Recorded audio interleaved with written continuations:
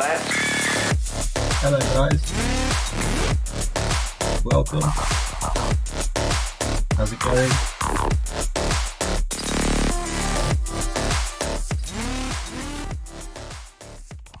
Let's have a look.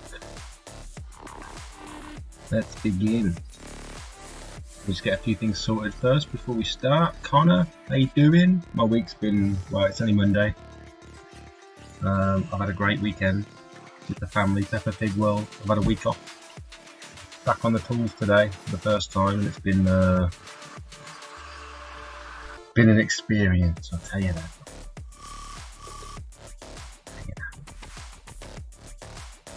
Sorry, bear with just a second. Let's get some stuff done. Truth Flow, Under Pressure, William, Mark. My mic is echoing.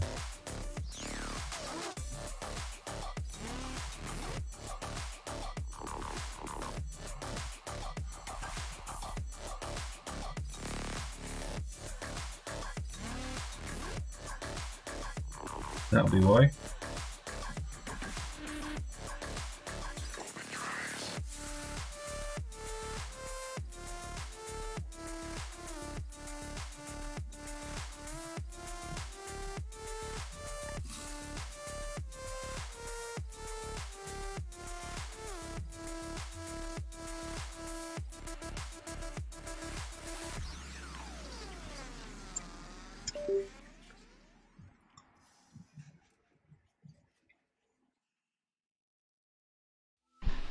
How's that? Any better?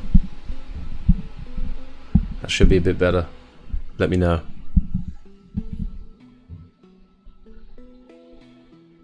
Test. Hey Mark, hey Shane. Looks blurry too, but that might just be my eyes. Oh no. What a terrible start. Sounds good now, nice. Is the stream blurry for anyone else?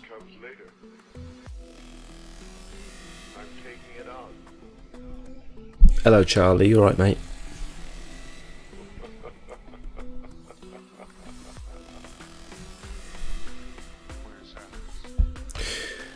Right, as always, I've got my list of things I want to talk about, but in the meantime, if anyone's got any questions they want to fire at me, I'll try and get through all of your questions.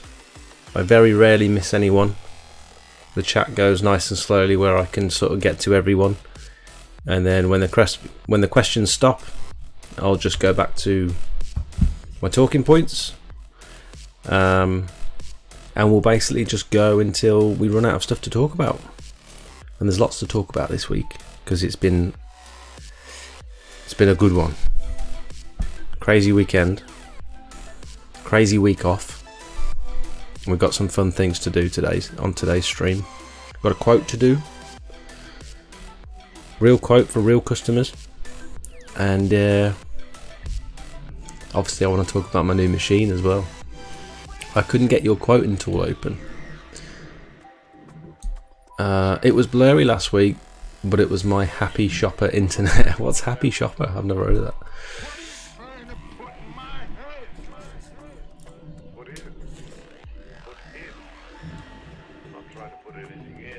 Wonder what that noise was then.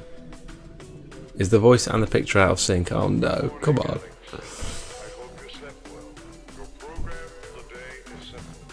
I think there is a slight delay on the camera. Saw the new video, looks like a good bit of kit. What LPM is it? It's a 30 litre per minute pump. It's insane. Tried it for the first time today. It's I had a few teething issues, but it was totally my fault. So on the fuel tank, hang on, let me just I just gotta sort something out for a second. Bear with. I hope everyone's doing well this week. Has it been a strong start to the week?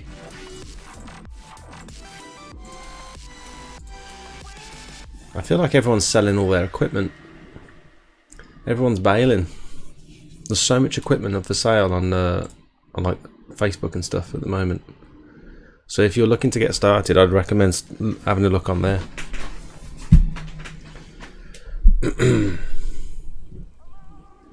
Hello Ross, you right mate? Okay, we should be good on that. Firstly, I'd like to thank all the members who have decided to become paid members of the channel. It's insane the amount of people who are messaging me saying, hi, I've just joined.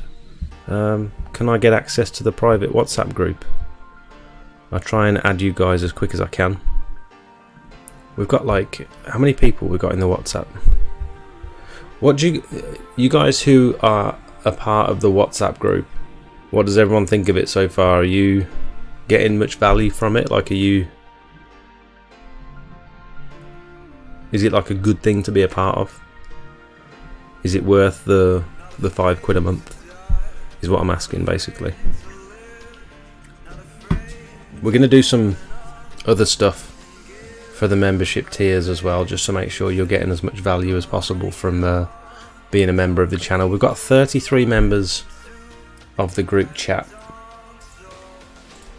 and then total members, we're on 36 total members, which is awesome.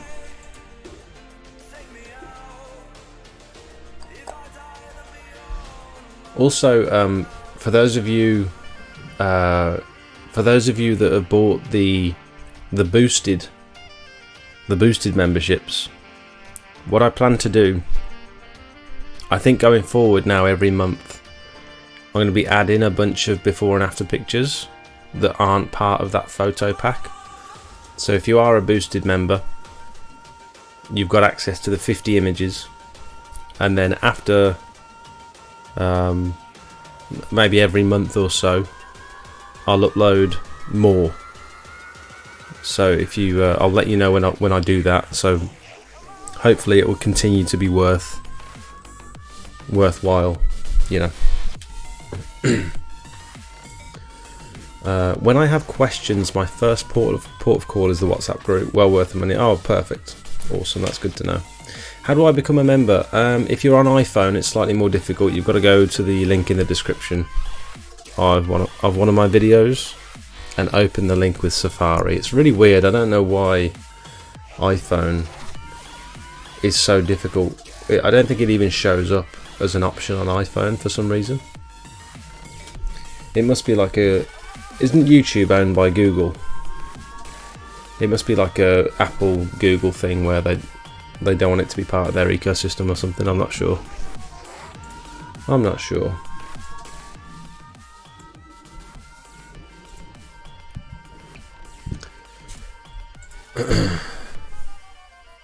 But yeah, I was trying out my new machine for the first time today, and I felt like a right idiot because what I did, I was having some issues. It a couple of occasions it like cut out.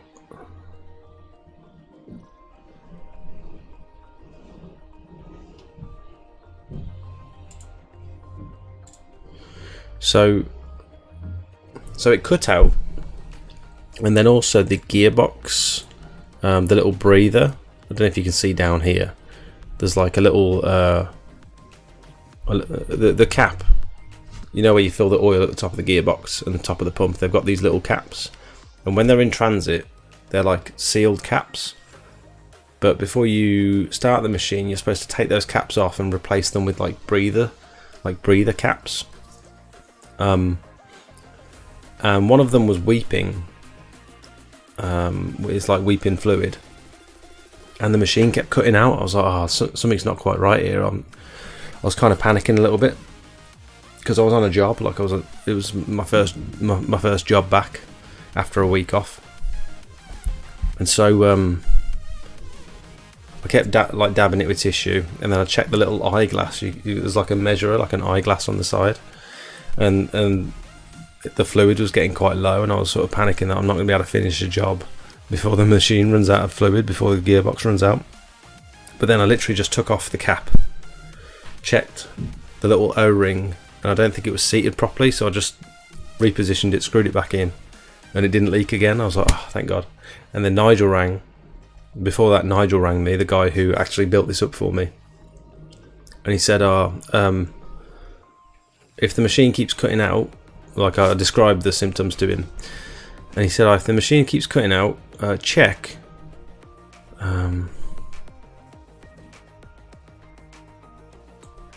this cap. See the little thing on there? There's like a little nipple on the top of the fuel tank, on top of the cap.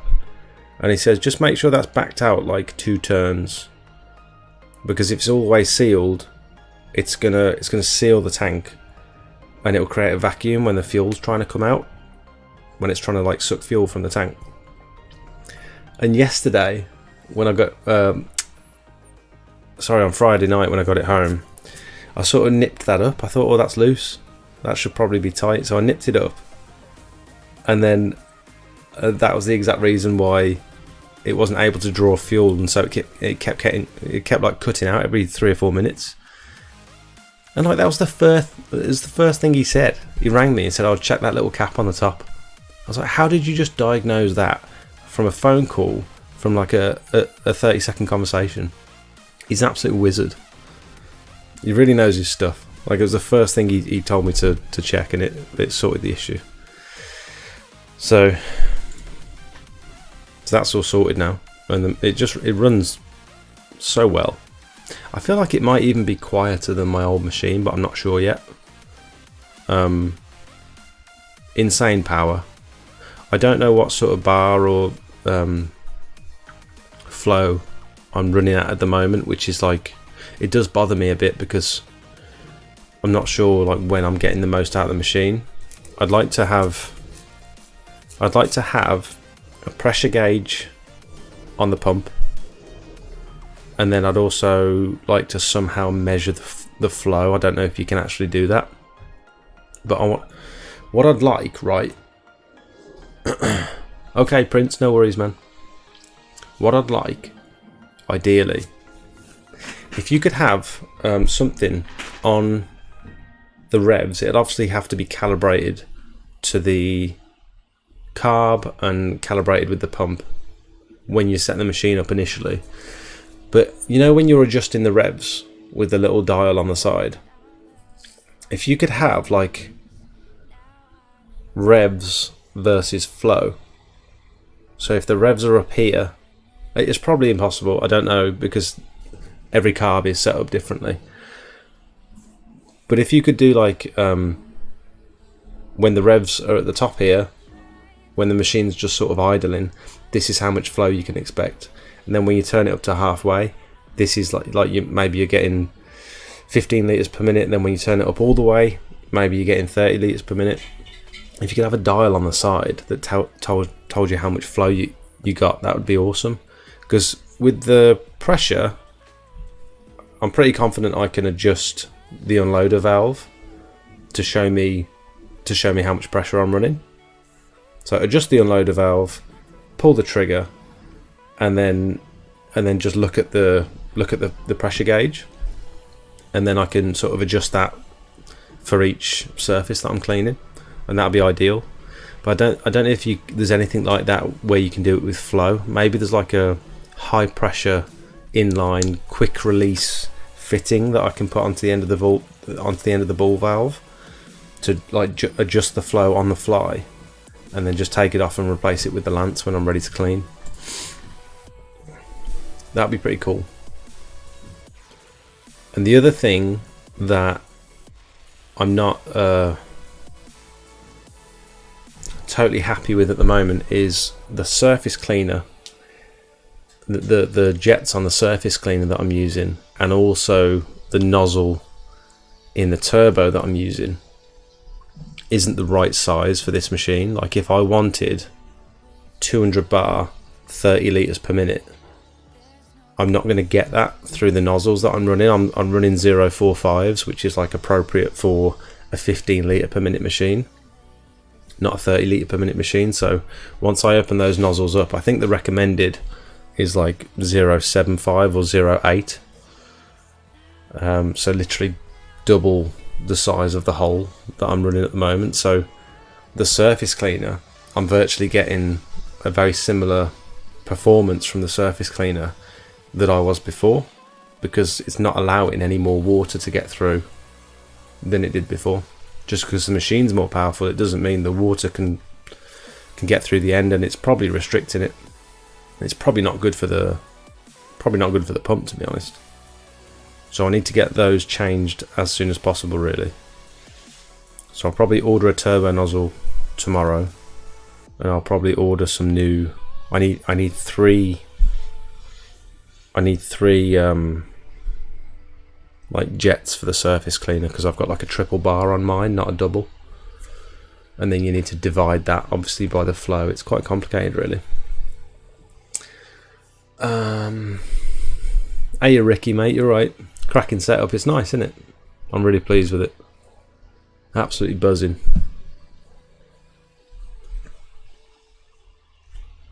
But the fans on this laptop are insane. It's really hot. Are any of you guys hot? Is it just me? Oh, right then. So we've got a quote to do. To be honest, I think this person contacted me on Friday, or maybe even before that, and I just said, like, I'll get back to you as soon as I can. And then since then, I've been at Peppa Pig Land, and I took my laptop to Peppa Pig Land, to the hotel, thinking I'd get some editing done on the evening. I don't know what made me think I'd be able to do that, but instead we went to the bar instead in the hotel. And we had a bit to drink, and so it's safe to say I didn't get any editing done, so I've had to do it all today. Luckily I finished my first job today at around about midday, and so I got back, had a shower, had some lunch, and then spent the rest of the day editing, and I just about got the video up in time. I think the video was like 3 minutes late today, which I'm sorry about that, guys. How's everyone's week going? How's it started? Has it been a strong start for anyone? I've been watching the group chat. Oh, let me show you something from the group chat. It's insane.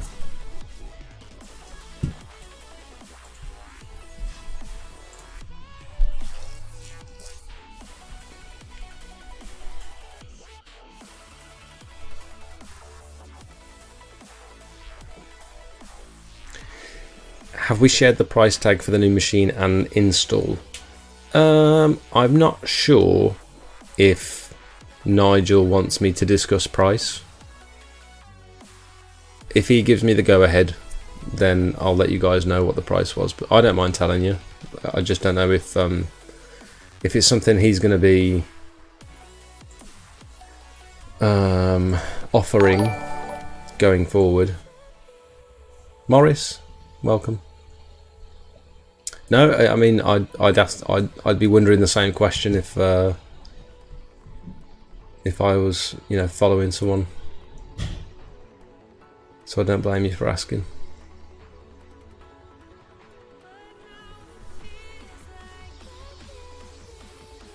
You're saying about 2.5 grand, maybe 3. Right, I'm going to show you this.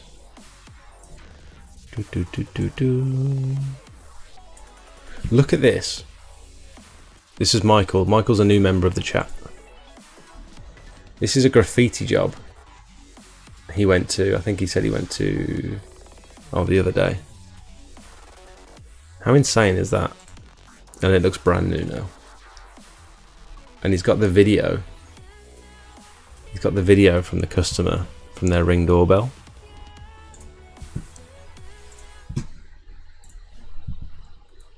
Look at this.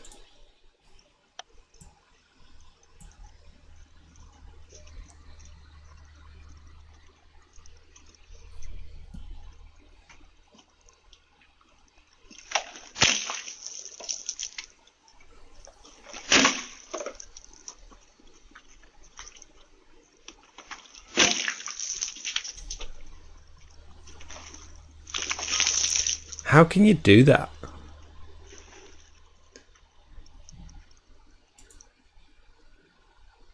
That's just like, People are living on a different planet to what I'm living on. How are the people in the world that can do that? You know what I mean?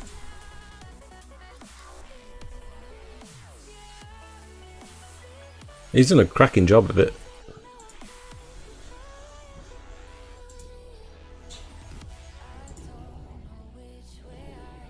I just don't get it. Like, what brings people to... I mean, I suppose you don't know what people are going through, do you? You don't know what these people have done to deserve something like that, but is that really justified?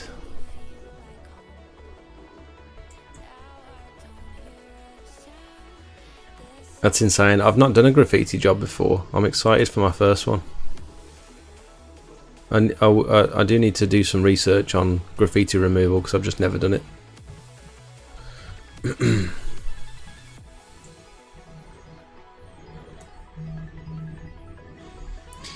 It is.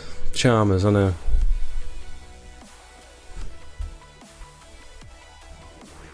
He has done a cracking job, hasn't he?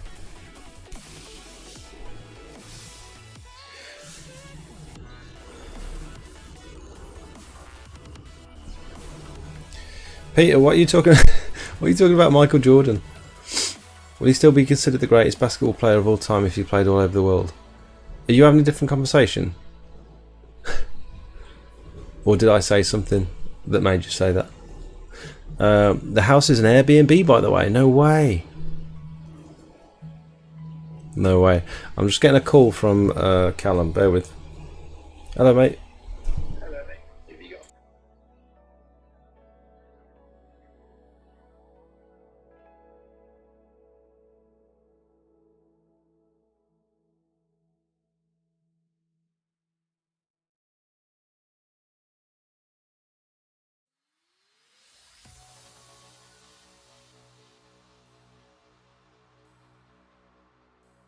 I think Callum's got a job coming in. It was an Airbnb. That's insane. Another property was done as another lad showed up in a group with the same red and black paint in the area. I mean, surely you can't be difficult to spot.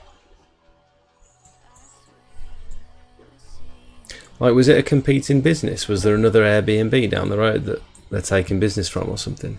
Normally that sort of thing happens with like window cleaners and ice cream men, where they vandalise their vehicles and stuff. Spick and span, you right, mate? How you doing? Was the powder coating expensive? It was 75 quid plus VAT. I could have got it done cheaper, but the guy that I went to initially had gone home early. The guy said himself, like, he said, you can get it cheaper next door. He'll probably do it for 50 quid next door, and he'll probably be able to do it for you tomorrow. I was like, why are you telling me this? He was like, well, I'm not doing like negotiations and stuff. Like, we do a good job. You either like the price or you don't. I'm just giving you all the information. I was like, fair enough. Yeah, I'm not really interested in sort of going elsewhere. So just, yeah, if you can do it. They absolutely nailed the colour. I was like, can you match it to the logo on the side of my van, to the same sort of orange? He said, yeah, it's like a KTM orange, isn't it? I said, yeah, I suppose it is quite similar to KTM. He said, yeah, we can do that for you. And then did you see the little plaque on the video? Nigel, that was Nigel's old business. And so I cut the little plaque off, and I said to the guy, can you powder coat this as well, but just do it in any colour, and like whatever you think. And I want to sort of give it to Nigel as like a little, maybe he can put it in a frame and stick it on his wall or something, I don't know. What do you do? What is your content about? Pressure washing, mate. We just talk about pressure washing. It's not I don't know. Do you guys find it entertaining? I'm sure some of you. It's a bit niche, isn't it, I suppose?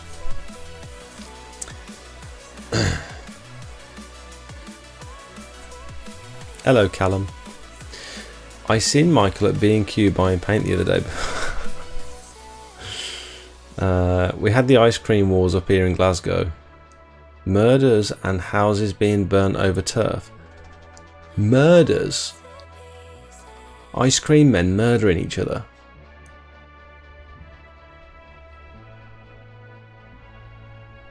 Gotta make the money somehow. Yeah, I'm not. I don't blame him. Manchester's blue right now. What does that mean? Winter's coming and everyone is now sold out of black and red paint. I'm not following. I know you guys are talking about the graffiti. I don't understand. Ben says, I just ordered my new pressure washer van setup from Rutland Pumps. Can't wait. Nice. Ben, what setup did you go for, mate? What equipment did you go for? Hi Jake, I know you've talked about turning the revs down on the pressure washer, but how low can you turn the unloader valve down to cut the amount of water coming out? Can you damage the machine if too low? That's a very good question, because it feels like that unloader valve spins forever until it just comes off.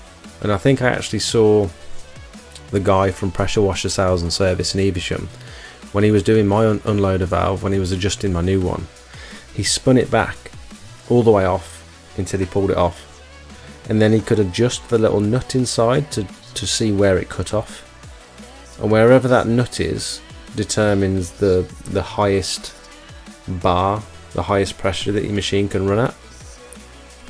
So I'm guessing it's like a safety nut so that you can't over tighten your unloader valve.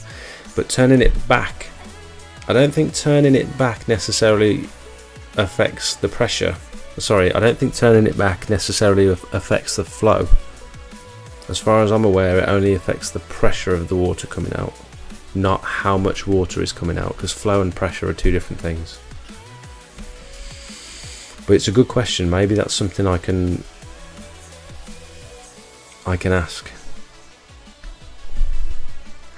Why do you ask? Are you just trying to see? Because I'd be interested to know that as well, because I feel like now my machine is pushing out so much water. Before, I used to just be able to turn the revs right down on my machine till it almost cut out, and that would lower the amount of water coming out. But on this new one, I think if you turn the revs down really low, and then you press the trigger, because the revs are so low, the machine just cuts off. So you need to have the revs at least at a certain threshold where you can pull the trigger and the machine will still run. But even at that point, there's still so much water coming out because the machine's so powerful, because it's such a big pump.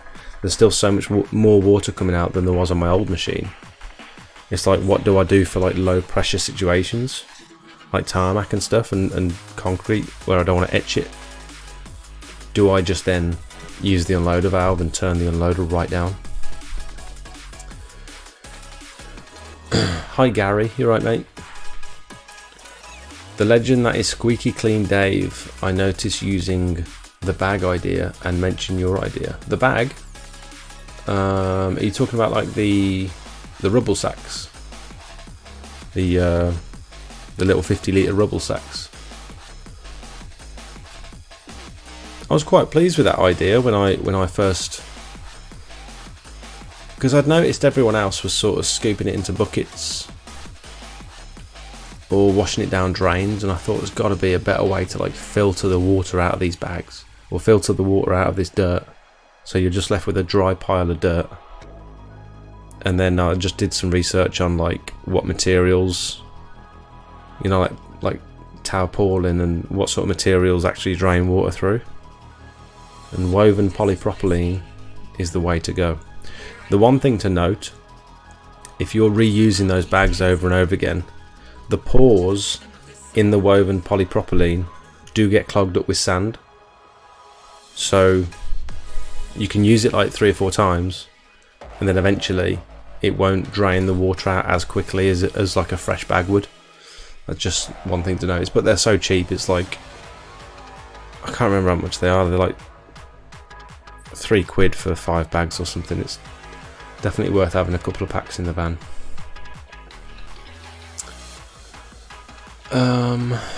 Mate, your analytics for your Facebook page is amazing. 1 million post reach. How can you see my analytics for my Facebook? That's insane. I think that is not that isn't necessarily like organic. That's not my before and afters. That's not like that's not organic reach, I don't think. I think it's because a lot of my videos have done like particularly well. Some of my videos have got millions of views on them on Facebook. My little reels, my shorts, and so that's definitely boosted up my page views and stuff, which wouldn't have happened if I was just posting pictures and before and afters and stuff.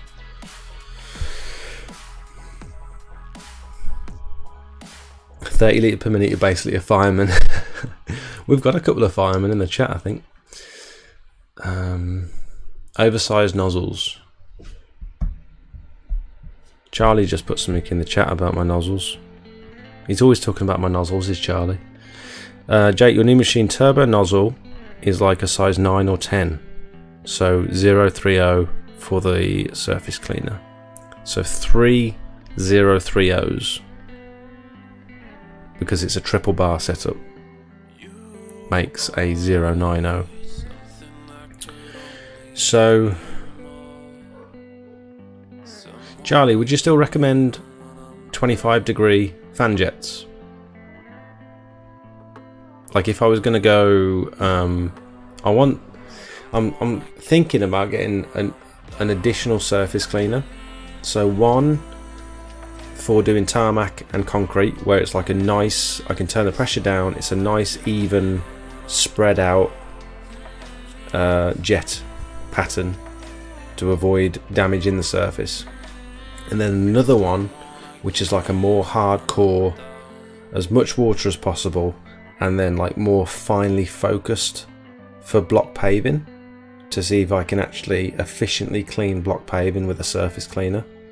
Like more aggressive, like one soft surface cleaner and then another like really aggressive surface cleaner for block paving, because I don't think I can achieve the same results through one surface cleaner by just adjusting flow and pressure. Anyone feel free to like correct me if I'm wrong, but this is just what I've been thinking about. Hey bro, what's the advantage of the van mount system? Is it just easier rather than dragging the buffer tank jet wash around the house? Yeah, I couldn't imagine now having to hoik the pressure washer in and out of the van. Someone was talking about it in the group chat today. They said like, how do you, what's your method for getting the pressure washer in and out of the van, or in and out of the car, for example? And one, it kind of looks, it does look a little bit unprofessional when you're lifting super heavy equipment in and out of the van, because you can't do it gracefully. And then if you pair that with having to actually maneuver the pressure washer around the property, especially if it's a big property with like limited access and stuff, that's also difficult. And then there's also the issue where if you're running a machine that's like a high flow rate, like with the little ones, with the sort of machine that I started out with, you can get away with sort of just wheeling that around the property because they're really light, they're really small, and it's fine, like it's no effort at all. But when it's one of these bigger machines, you're carrying around basically a small motorbike, like it's a heavy engine, and then also that is now going to be tethered to a buffer tank, to like a wheelie bin, and those suction hoses generally aren't long, and so you have to pull the machine to where you want it, pull the buffer tank with it that's going to be full of water, pull the machine a bit more, pull the buffer tank, until you make your way around the property. And I just don't know, I don't understand how people aren't spending hours doing that, you know what I mean? Like extra 20-30 minutes just moving the stuff around the property, and then you're wrestling with hoses and all sorts. For me, the van mounted system, where you leave the machine, you've got a tank in the van. Obviously it's more of like an ideal setup, and it's very dependent on money. Like, one, you need a van. Two, ideally you probably want a tank rather than a wheelie bin. And three, you're then going to need a big stocky hose reel and longer hose than you would ordinarily. Like, if you're wheeling the pressure washer around the property, you can get away with 10 or 20 meters of hose. But if you're keeping it in the van, I'd say the minimum you'll want is like 50 meters of hose, really, for UK properties. That's high pressure hose, so you need a big stocky hose reel, 50 meters of hose, and you need to mount that hose reel ideally in the van somewhere. So you're going from a buffer tank and a small pressure washer to, okay, I can't do that out of a car now, because if I want to mount everything in the van, I need a van because it's got to be big enough. Probably need a tank. Probably need a massive hose reel. Like, it does alter with your budget, because it's gonna be a big investment initially, and you just got to work out, like, is this investment worth the I've just realized you can see my reach just there. I'm just looking at it now. Like, is the investment worth the effort I'm putting in to just move everything around the property?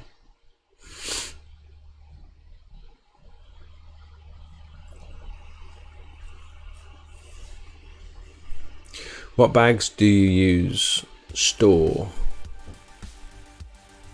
Oh, the rubble sacks. They're Screwfix rubble sacks.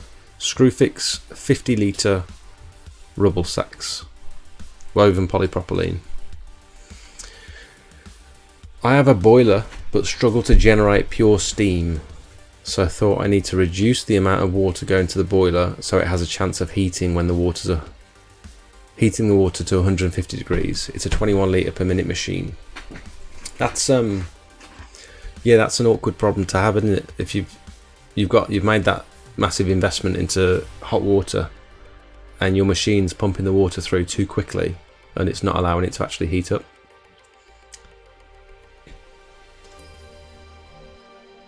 I didn't consider that to be a problem when you're going from cold water to hot. So presumably you can't have a high flow rate and steam at the same time. It's one or the other.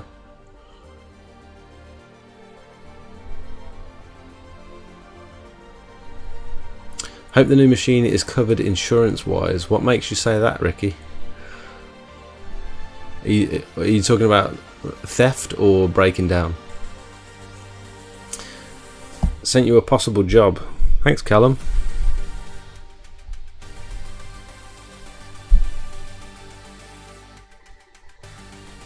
Gutter vac, solar panel clean, gutters, soffits and fascias clean.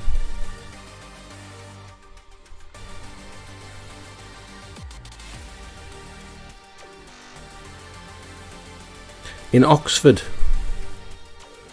Oh my god, an Oxford jobby. That's like, what's that, like 2 hours away? Hiya Joe, you right mate?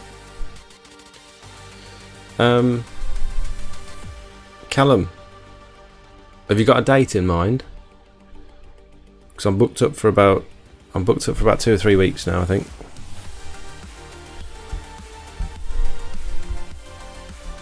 Things are definitely slowing down. I've noticed a lot of people are, I was saying at the start of the stream, I've noticed so many people are selling up. Someone said they've just finished their last roof clean and now they've got no work.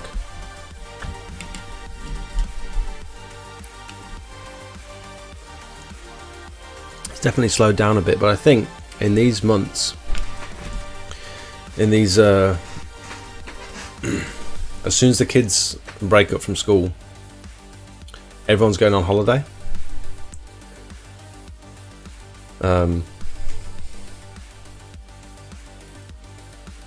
Like this is, if you consider this is the time of year where everyone goes away, I'm not surprised the work slows down. Like the job I did today, the guy was on holiday. I didn't know he was going to be on holiday until he texted me on the weekend. And it was awkward because I was supposed to be cleaning the gutters today with my vacuum, and because I was like in the process of putting all my kit back into the van, I left the generator at home, and so I could have done it because his power supply was in the garage. If I'd have chucked my generator, I could have done it, but obviously the garage was locked, and I just said, "Oh, don't worry, I'll come back when I resand to do the gutters, and I'll probably bring my generator." Hour and 5 minutes away from ours. Oh, that's not too bad. Oh, the theft risk. Yeah, I haven't really thought about that just yet. But you're right, it's probably something to think about. The other thing is, like, it's all bolted down, so and the van is like visible from my bedroom window and stuff like that, so it's very unlikely that someone's going to get in my van and steal all of my equipment before I notice, isn't it? It's hot in here. It's really hot, isn't it? Yeah. Would you mind if I left the door open a little bit? Oh, that breeze is nice. If I open the bedroom window and then the breeze can come through out there. You alright? You've been hoovering? Been cleaning. You're a bit sweaty, or is that moisturiser? Yeah, probably a bit sweaty. I'm going to bin in now. Okay. Take the bin out. Can you get me some snacks? No, I don't have much money. Can you take my card?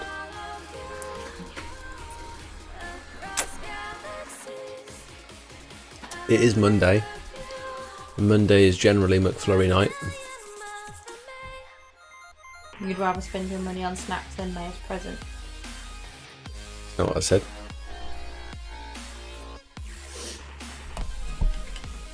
McFlurry?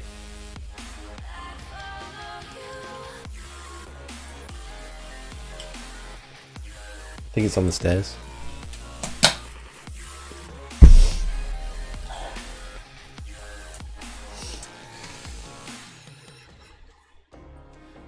What business bank account do you use? I use Virgin. Can you leave that door open, please? And can you open the bedroom window as well? Thank you. Thanks. See you in a bit.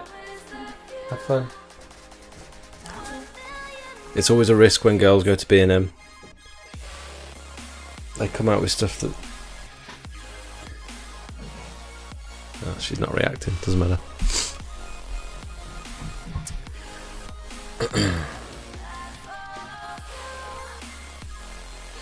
I've just been reading that. All of them moaning that YouTube has ruined the industry. Who's moaning about that?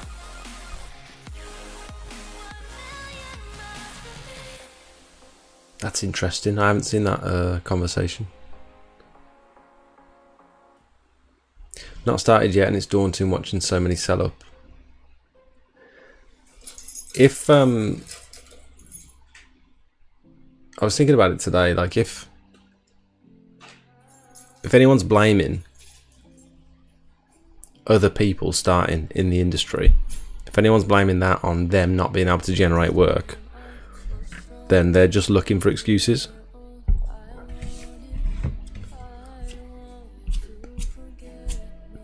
This is like a very competitive time of year anyway.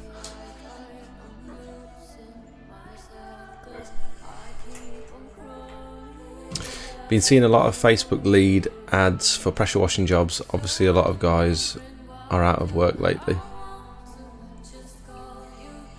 I'm finding people are being more awkward with looking as they're on holiday. I do offer being able to do work with them not being home, but people like to be there. Yeah, generally I think especially if you're going around the back of the house and through the back gate and stuff, most people are quite security conscious, so they don't like leaving stuff open for you. I feel like the older generation are better with that kind of thing. They don't mind leaving stuff open. Like when I was working with Lifeline, VR Flight, welcome. When I was working for Lifeline, they the amount of old people, vulnerable people that I would meet that would say, like, over the phone, "Oh, just come in, the door's always open." Like, why are you telling me that your door is always open? We've never met. You shouldn't trust me with that information. And they'll tell me stuff like, "Oh, we don't lock the door. We don't lock the door at night, just in case the paramedics need to get in or whatever." Like, don't tell me that. Don't tell anyone that. Tried the new McFluzzers. What have they got? I've tried the Biscoff one last week, I think. We have a McFlurry every Monday night. B&M, the shop you go in for a few things and walk out with paint and a new garden shed. I swear you can go into B&M with no money, absolutely broke, and come out with 10 items. Furniture that you never needed, that you never knew you needed until you saw it. The reason I ask is I've seen loads of free business accounts that turn out not to be free. I didn't do much research before opening my business account, to be honest. I just wanted like a separate place for my money, for my earnings and for my outgoings. I didn't want it, like I said it in one of my last YouTube videos, I didn't want it to be confused with personal stuff.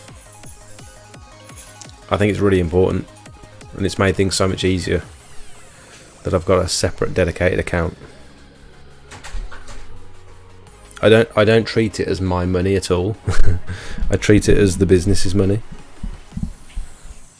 And it's not a reflection on how well I'm doing. It's a reflection on how well the business is doing.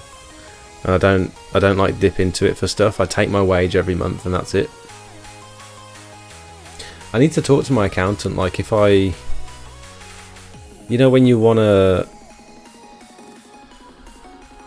treat yourself and stuff. Like, should I take money from the business account to treat myself? Like, is there any benefit in paying myself less? Because there's a thing about, is it dividends? My brother always talks about dividends. I think it's something that these big business owners do to like take money without having to pay tax on it or something, as like a bonus. I can't remember. I don't know what I'm talking about. Do you do Windows as well? If so, do you knock doors or just Facebook? I've never cleaned Windows, mate. I don't understand how someone who offers pressure washing also has time to do Windows, and I know they do. I've seen lots of people who pressure wash and do window cleaning.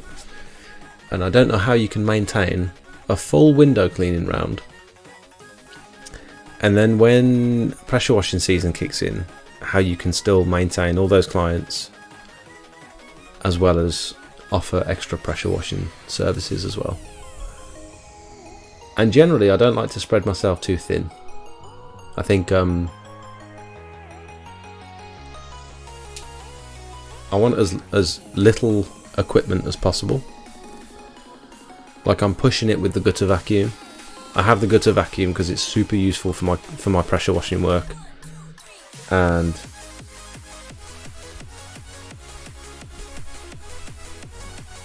then for the winter, it's obviously gutter cleaning gets me through the winter. Well, it did last year anyway. I'm talking like I've been doing this for years, like I haven't. Last winter was my first winter.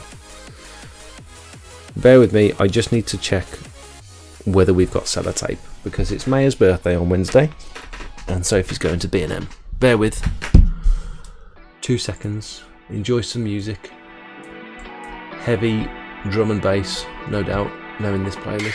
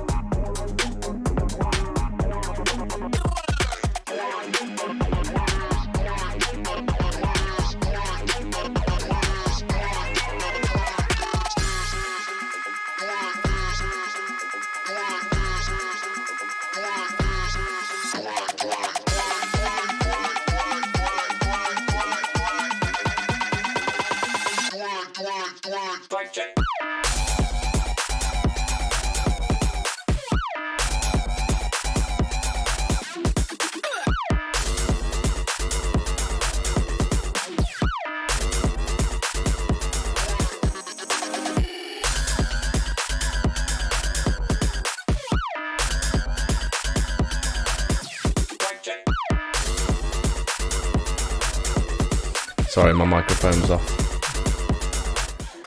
I was just replying to the question about do I use Synergy on gutters or TFR. I used to use TFR, and I still would. It's absolutely fine. But Synergy has got that extra spice. It smells beautiful, foams up lovely. It rinses off really nicely, and it does what you want it to do. So if you can afford it, I'd probably buy some Synergy. It goes a really long way. I know you can get TFR local. That's the benefit of using TFR. You can get it from like any auto supplier. Just make sure you get the non-caustic one, so it doesn't cause damage to, I think it's like metal surfaces. It can be quite harsh on certain metals, I think. We need sellotape. Oh, she asked me to look at wrapping paper as well. Bear with.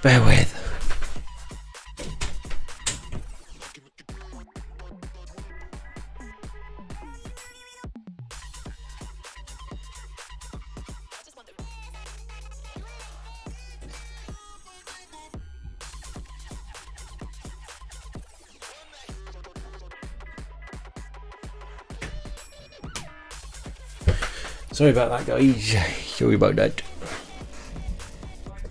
Random question, what biocide do you use on roofs? I use one from Pure Seal. It's called Back 50, I think. Or BioClear 50, maybe. Let's have a look together, shall we?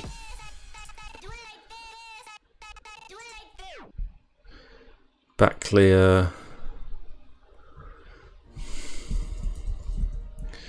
I basically use the cheaper one. I think this one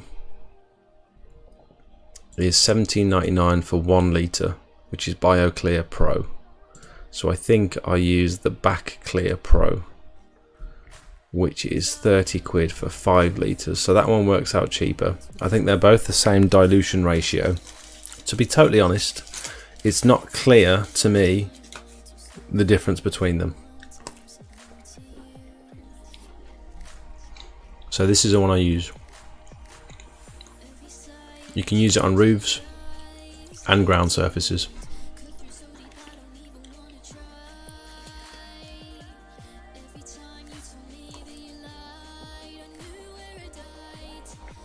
Okay, Joe.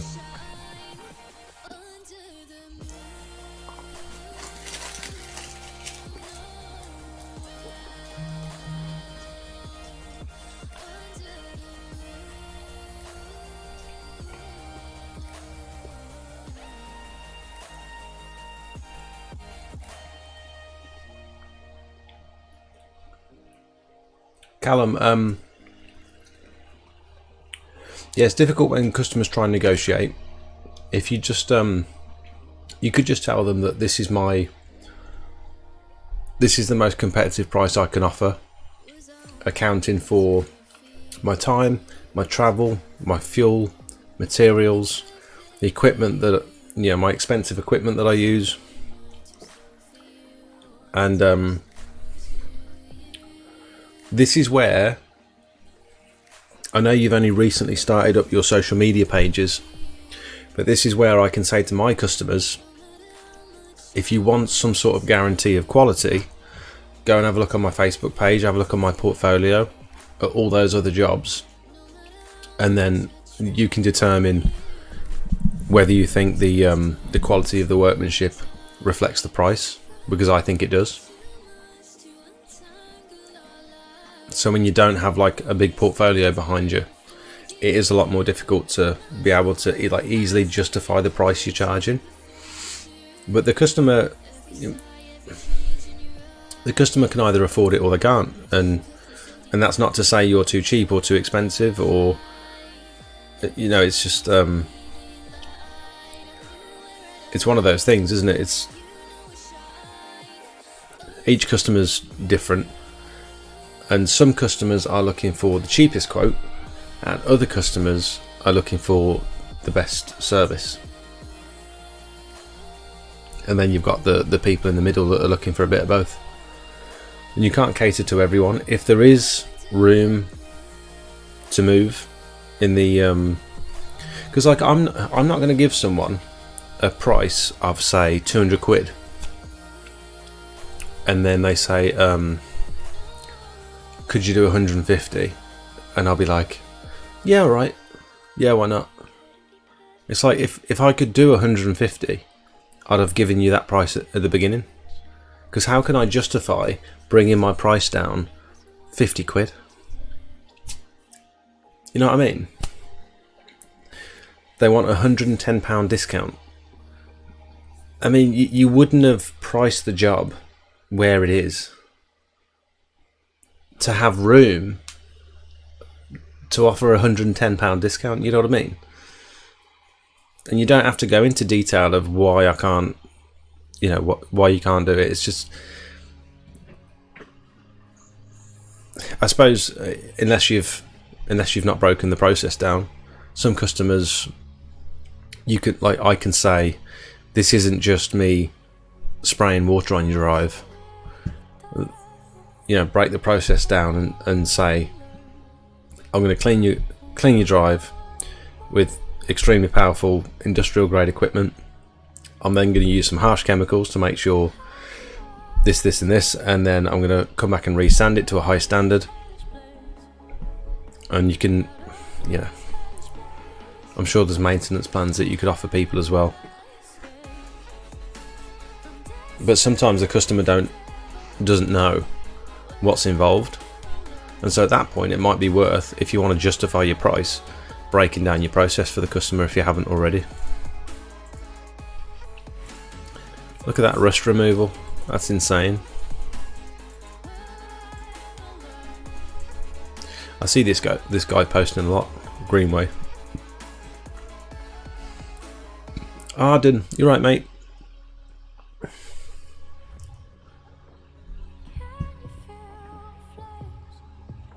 You guys are talking about business accounts. Does every pressure washer have the capacity to have a bypass put into the buffer tank? I'm sure most of them do. I'm sure most pumps on pressure washers can be retrofitted to add a return to tank valve. Yes. If you take it to a local pressure washer service place or even a sales place, I'm sure they'll be able to sell you some parts to do it yourself, unless it's like a really obscure Chinese machine, in which case a lot of places won't touch them.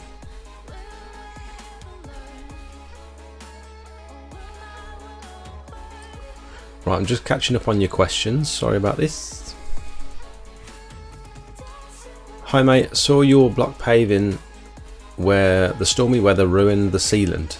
How did you fix it in the end? It happened to me. I fixed it but it came back.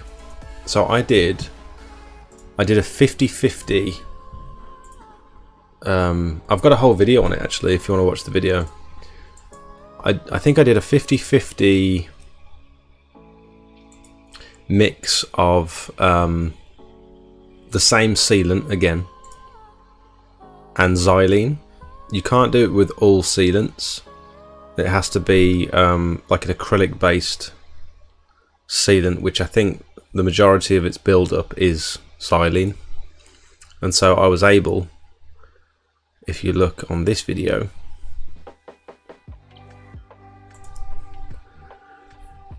so the sand, the heavy rain had obviously brought the sand out of the joints, even though it has been sealed in.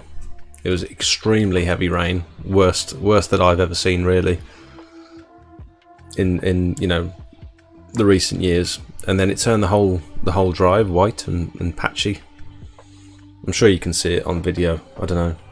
I can see it from here. I don't know if you can see it on stream. But it was white. It's like glazed over. And so I did a 50-50 mix of sealer and xylene.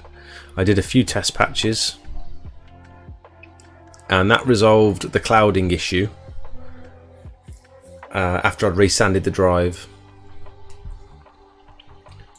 But then we had more heavy rain, and the customer messaged me again to say the sand, some more sand has come out from between the joints.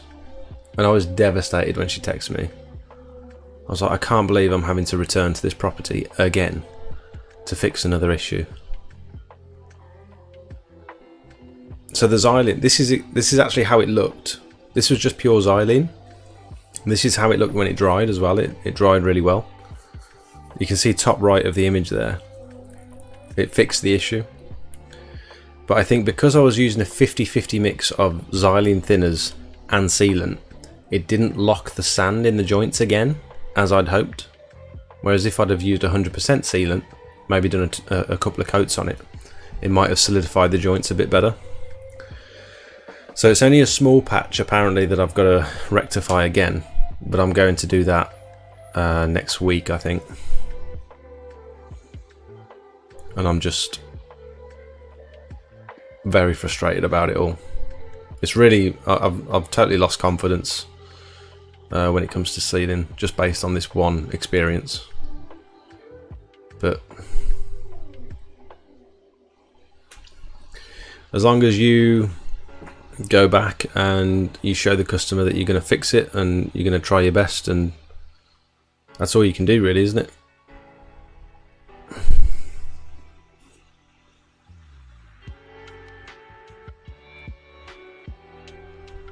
Knock the VAT off and we have a deal. Yeah, how much is it for cash? I always get that. Is it a different price for cash? Nope, because it's more effort for me to go and put the cash into the account than it is for you to just pay me by transfer. If anything, it would be less. If anything, the price would be lower if you paid by bank transfer, because it's less effort for me.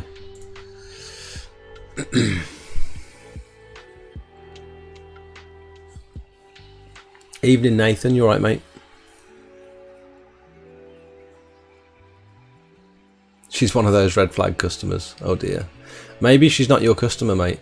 Maybe just say, look, that's the price, and leave it at that. If you get that gut feeling initially, it might be one to avoid.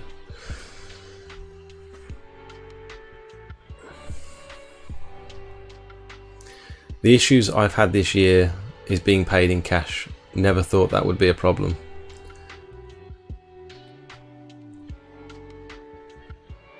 Don't offer discounts, mate. Stay strong. Do quality work and stick with the prices you give. That's good advice, Ricky. Every single customer has paid you cash. Really? That's a lot of cash. Like, I can't keep track of cash. It's more effort for me to keep track of when I'm doing my taxes and stuff, and floating around in my wallet and distinguishing business cash from personal cash and stuff. Like, it's just too much effort for me. I can't be bothered.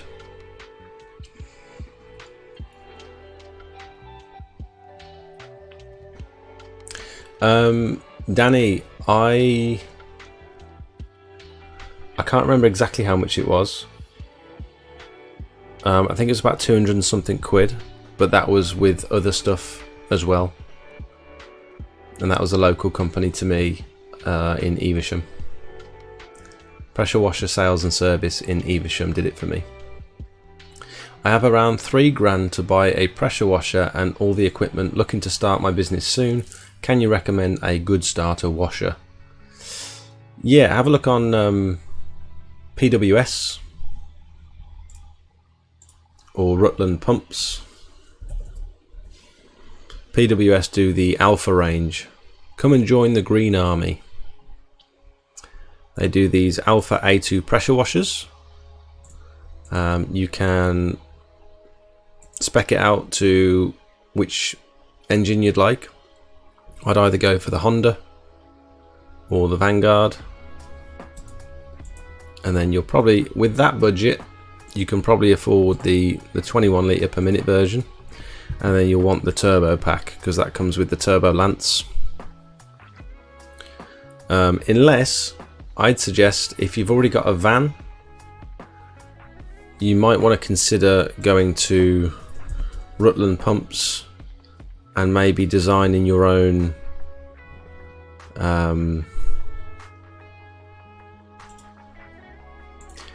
like skid mounted pump, skid mounted, something like this. That one's probably a little bit pricey.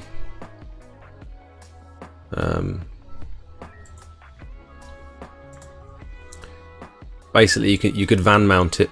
This one looks good. You could van mount it, add a hose reel, add a buffer tank, and then you could customize like the layout of the van to suit your needs, rather than having this trolley with wheels and a 20 meter hose that you can't really do anything with. Like you got to figure out whether you want to. Is it something you're going to be hoiking around the property with you, or are you going to mount it in the van? In which case, if you're going to mount it in the van, you probably don't want some. You don't want to be paying extra for that trolley and the wheels and the 20 meter hose that you're not going to use if you've got like a big hose on a reel. You know, there's a few things to think about, but Rutland Pumps, AC pressure washers, PWS, they're probably the go-to. Most people would recommend this Honda GX390 as like the professional, solid, reliable machine. And if you want to jump straight in at the deep end, it's a 21 litre 200 bar pump. But if you're just looking for something small to get you going, you might want to consider maybe a 15 litre per minute machine, but eventually you'll want to upgrade that if you start taking it seriously. Or if you're like me, you could start off by spending 300 quid on a little domestic machine and just see if you enjoy the work or not, because you'll make that 300 quid back in 2 or 3 jobs, 1 or 2 jobs if you price it right.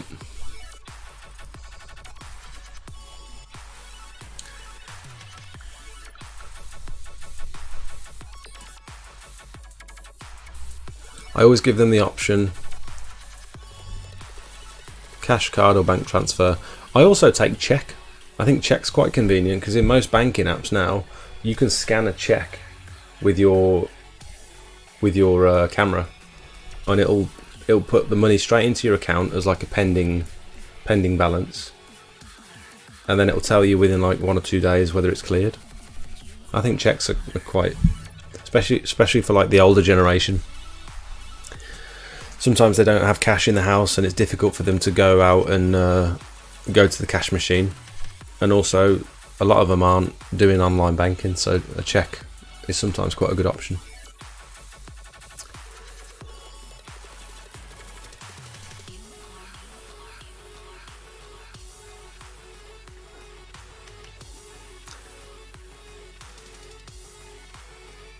Yeah, Mikey, it's difficult, mate. It's and for me, having to rely on the weather before I can go and finish off a job is just like totally backwards. I can pressure wash in all weathers. I can pressure wash in the snow. I can pressure wash in the rain. But when it comes to resanding and sealing, I have to wait for a dry day. And UK weather is so unpredictable. I can't put my business on hold for the weather. and so I'm just considering not offering sealing services. But it's one thing that might set you apart from everyone else, is being able to being experienced in sealing. You know what I mean?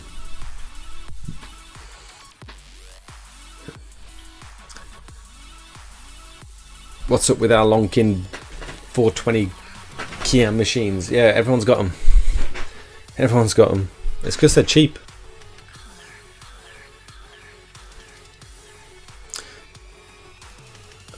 Your new business bank account, how much monthly? I don't even know if I pay anything monthly for my account. I've never heard of paying for a bank account. Am I being stupid? I don't know. Manifest University Tom. Hi mate. I've been doing some driveway and patio cleans over the last 6 months. I've been trading since December but struggling with pricing jobs correctly. Any advice? Thanks for the videos. No worries, mate. Well, I've been working on something for you guys. If you're interested, I can just show you now. So I've been putting together a quoting tool, and it's not totally out yet.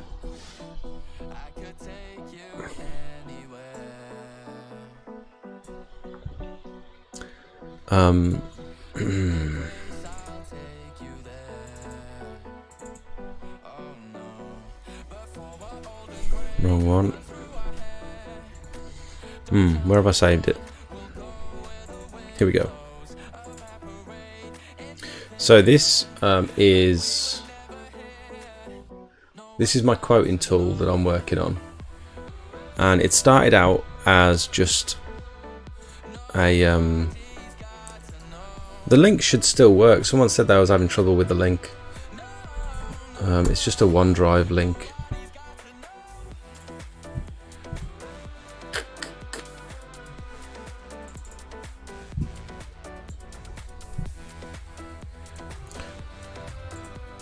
So it started out as this. You can adjust your price per square meter, type in your square meterage, for example, and it will tell you, you can click on, are you resanding? Yes, it will give you an estimate of how many bags of sand you might need. You type in your own cost of sand, and it'll work out the cost of the materials for you, and it'll give you a little breakdown. It's a bit clunky having to go onto my link and download the calculator, and then, you know, keep logging into your Google every time you want to just put a quick quote together. And so what I'm doing instead is I'm doing it in HTML and making like a website for it.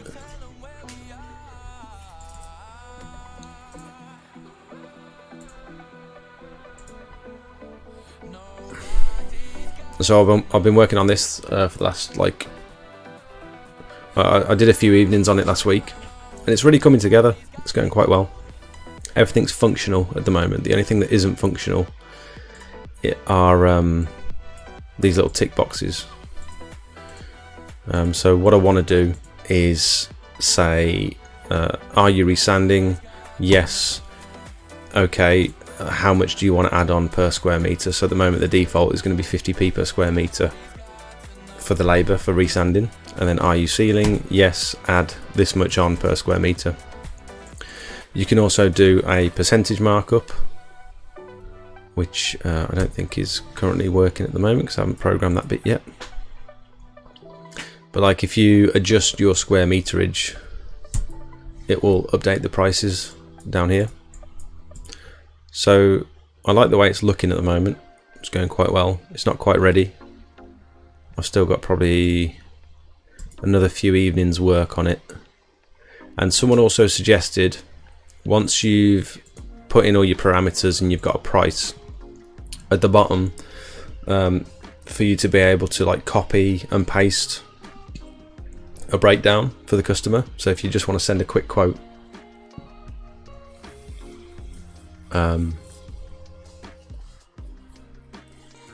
it's like a nice easy way to do it.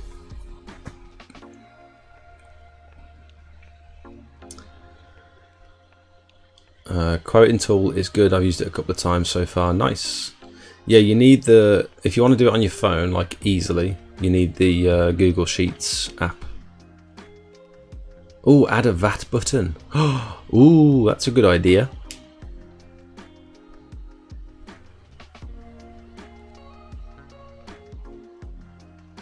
Try working on roofs. I've lost so much this past week to weather. Oh, that's so frustrating. I couldn't imagine having to call a job off because of weather. I couldn't imagine losing a day's work because of weather.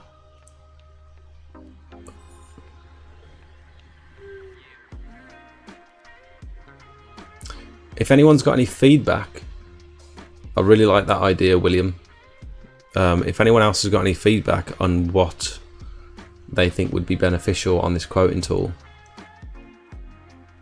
then let me know. Jake, there is a quote calculator out there, not sure if you're aware. It gets posted a lot in the groups. Ricky, yeah, there's a few. Pure Seal have actually done one. There's one from, I think, Soft Wash UK. I think they've done one. The ones that I've used aren't very versatile in that you can't get a good breakdown of materials. Some of them estimate how much material you'll need, whereas others don't. And I like to be able to adjust my prices. So, for example, like if the cost of sand goes up, and I can just type in like £7.50 and it adjusts the total cost of sand for me. Because you're also getting things from different suppliers as well. The price of sealer changes. Like if the cost of sealer per litre goes up to £9 because I'm choosing a very specific sealer, I like to have it all broken down here for me. So the other ones do work and they're absolutely fine, but I want to tailor this to my workflow and the way I like to quote.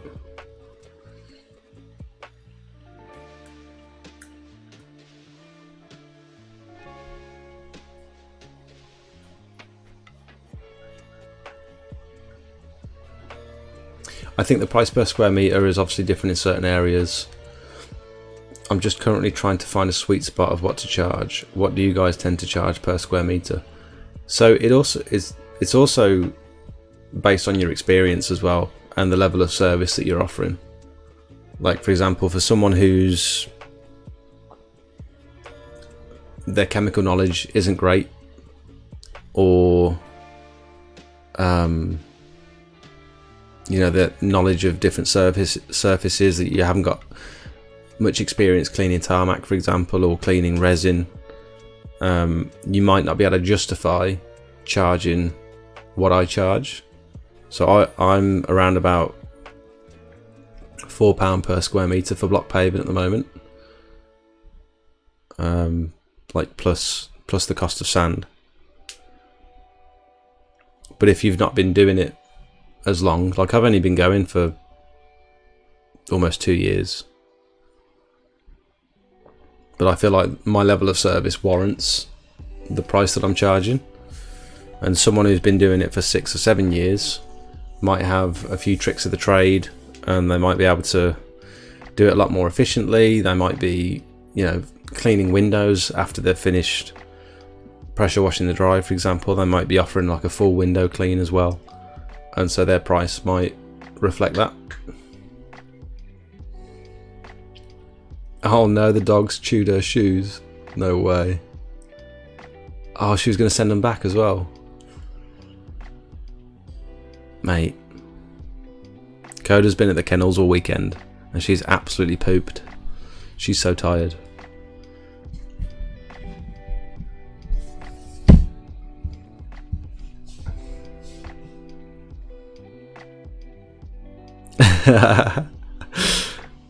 My friend Harry just texted me and said, I've just watched your latest video, your van looks fucking sick.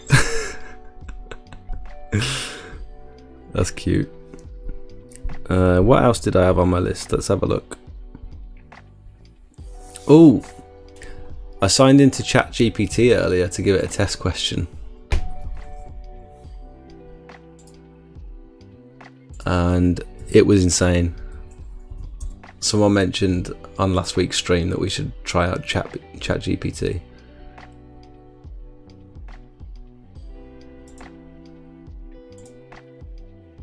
So I typed in earlier, because I've had some funny comments on one of my videos that have popped off on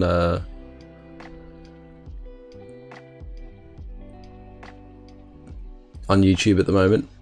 One of my videos has just started doing quite well, and they basically said a monkey could do your job. I could train a monkey to do your job, and you're preaching about how difficult it is and whatnot. I wasn't. I made a video about Alan, welcome. I made a video about how, you know, there's slightly more to pressure washing than the average person might think, and there's lots of people saying, oh, anyone could do your job, it's not a skill. And I just typed in, is pressure washing a skill? And it's done such a good breakdown. Yes, pressure washing is considered a skill. While it may seem straightforward, effectively pressure washing surfaces requires some knowledge and expertise to do it safely and efficiently. Here are some reasons why. If I had like an hour to sit down and think about what I'd say in response to like a comment like that, this like hits the nail on the head. It's perfect. Listen to this. Equipment operation. Operating a pressure washer involves understanding its controls, pressure settings and nozzle types. Different surfaces and cleaning tasks require specific pressure levels and nozzle types to avoid damage. That's absolutely hit the nail on the head. Very true. Safety precautions. Using a pressure washer can be hazardous if not done correctly. Underestimating safety guidelines such as wearing appropriate protective gear, handling chemicals and avoiding electrical hazards is crucial. Absolutely. Surface knowledge. This is a big one. Different surfaces such as wood, concrete, brick and vinyl have varying tolerances of pressure washing. Understanding the best approach for each surface type is essential to achieving optimal results without causing damage. Like, where's it getting this information from? I know where it's getting this information from, but like, it's just insane that it's just given such a coherent answer. You know what I mean? Cleaning techniques. Pressure washing requires proper technique to ensure even cleaning to avoid streaking or leaving marks on the surfaces. Handling chemicals. Some pressure washing tasks may involve using detergents or cleaning agents. Knowing how to handle and apply these chemicals safely is part of the skill set. Problem solving. Challenging stains, stubborn dirt. Efficiency and effectiveness. Saving time and resources. Environmental considerations. While it can be learnt through practice and experience, mastering the skill involves understanding the technical aspects, safety, and the ability to adapt to different cleaning situations. Absolutely, yeah. Try a 10,000 word essay for a pressure washing dissertation. I feel like that's I could just copy and paste that into the comments of my video, and that would like perfectly articulate even better than what I could have come up with myself. Jake, has your accountant been taking into account mileage on the van? I'm sure 10,000 miles is 4,000 tax deductible, and anything over 10,000 miles is 25p per mile. 10,000 miles is a £4,000 tax deductible. So I've not been doing it based on miles, I've been doing it based on fuel, and because I've got a separate bank account for my business fuel and my personal fuel, and my vehicle is purely used for business. Like I don't do personal trips in it really. We generally use my girlfriend's car for that. So all the fuel that I'm spending, that I'm buying for the van, goes on the business account, and so I just give him. I just put the fuel receipts onto the spreadsheet that I've got.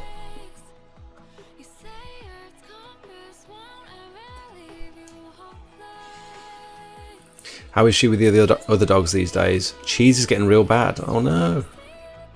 Yeah, it's better to do it early, especially when he's small. Frenchies are they can be little bastards. They can be like going off with my my sister's little Frenchies. Well, one of them. they can get quite crazy.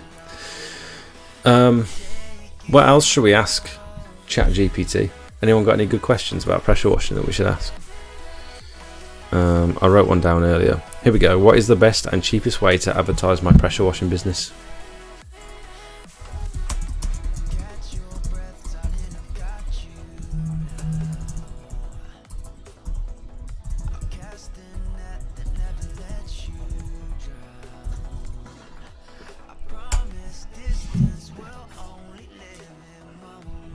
What's the best way to get customers through social media? Very similar question.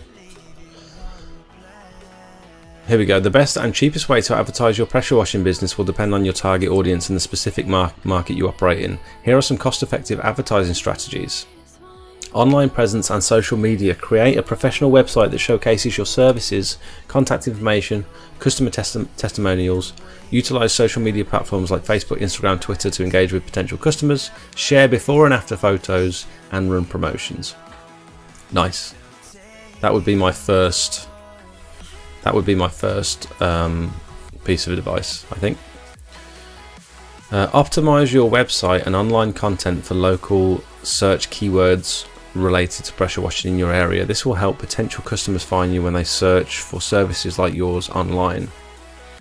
Google My Business. So this one, I think ChatGPT is owned and run by Google, isn't it?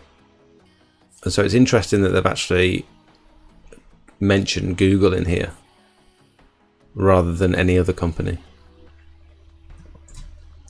showing potentially a little bit of bias here. Set up and verify your Google My Business listing. This will improve your local search visibility and allow customers to leave reviews, making your business appear more trustworthy. Yeah, so that is a Google service, isn't it? My Business. That's interesting. Online directories. List your business in online directories like Yelp, Yellow Pages. Does anyone use Yelp or the Yellow Pages anymore? Anyone in chat still use that sort of stuff? Referral program. Offer discounts or incentives to existing customers who refer new clients. I've never thought of that.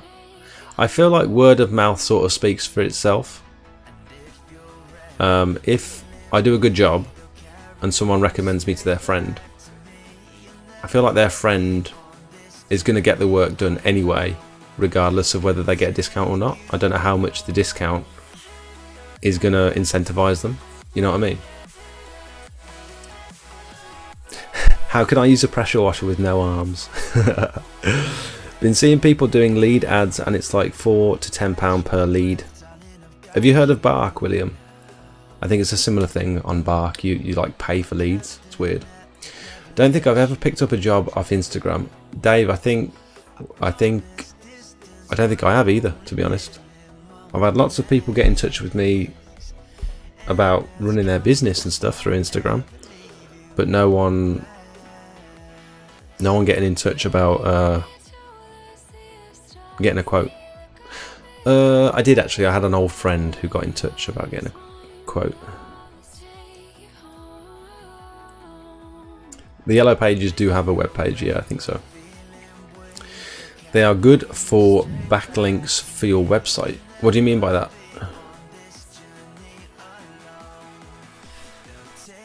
I do 1,000 miles per week. Get people asking to do logo design. Yeah, I get that a lot as well. Can I build your website? Can I design your logo? And then I get loads and loads from like bots asking if I'm interested in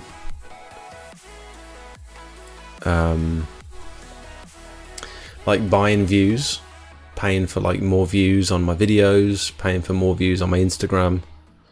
Yeah, all sorts of stuff like that. By the way, if any of you don't already know, Squeaky Clean Dave has a fantastic YouTube channel, and you will learn a hell of a lot from him. He tests all sorts of different equipment. Very, very good video editing style. He addresses the camera really well. Dave, that's something I envy a bit of you, of some of your videos.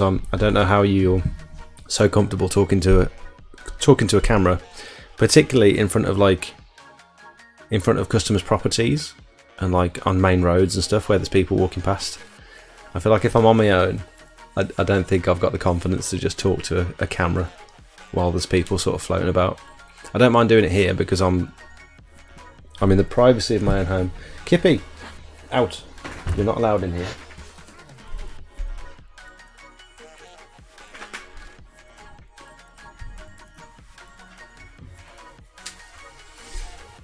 Oh.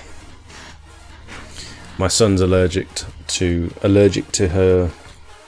her hair, and she likes to sleep on his bed, so it's not a good match. You always ask, yeah. I mean, even if I ask if they're happy with me filming and stuff, it still just makes me. I'm too nervous.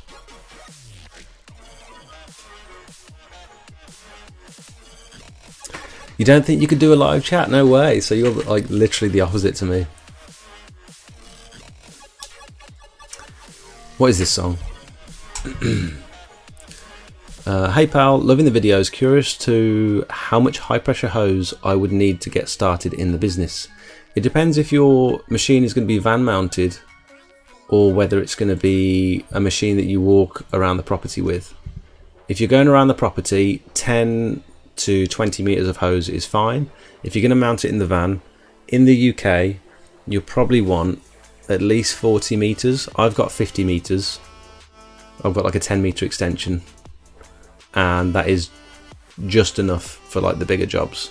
Ideally I'd want like 60 to 70, but I'm not interested in spending another 300 or 400 quid on some more hose and a bigger reel. Yeah. Hope that answers your question. Welcome to the stream, by the way. Joe says, I got a job through the Neighbour app today. Fixed a gutter. I don't advertise for that, but I thought it would help her out anyway. Nice. Oh, the Nextdoor app. Nice. Dave, I've been meaning to ask you, mate. I get so many questions about people asking me how I advertise, and I don't. I just do like Facebook videos before and afters and TikTok and all that sort of stuff. Dave, have you got like a go-to app or service or like paid advertising that you would recommend, that you would be happy sharing with my audience?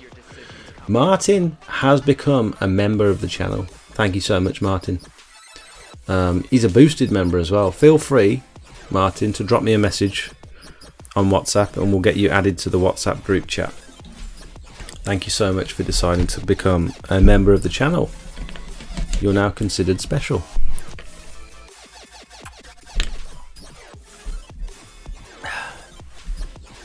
What else can we ask ChatGPT?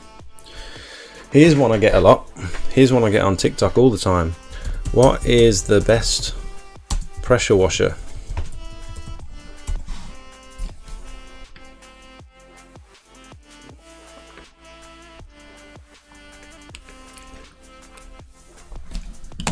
Good answer. The ideal pressure washer for you depends on your specific needs and requirements.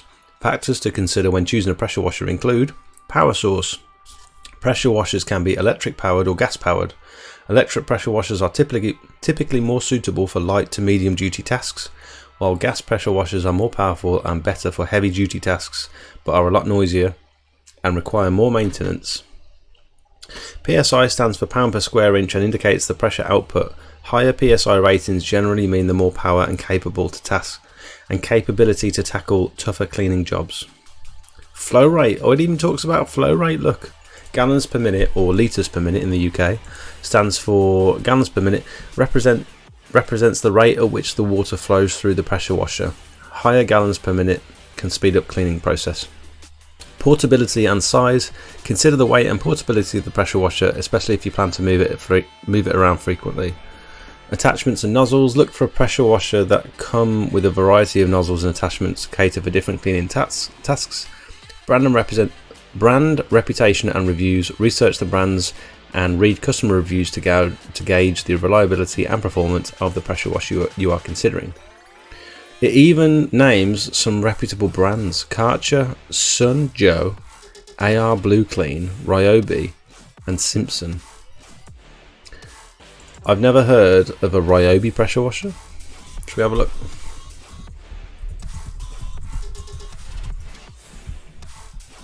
Okay, it's just like a little Karcher basically. Nice. That's a very good answer. Again, I could just copy and paste that to all the people in my TikTok inbox asking me what the best pressure washer is. You should do a double live with Squeaky Clean Dave. Pressure washing with no arms. Can you pressure wash with no arms?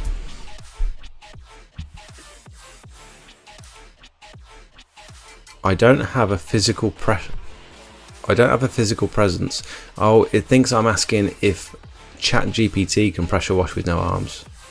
Can you pressure wash with no arms?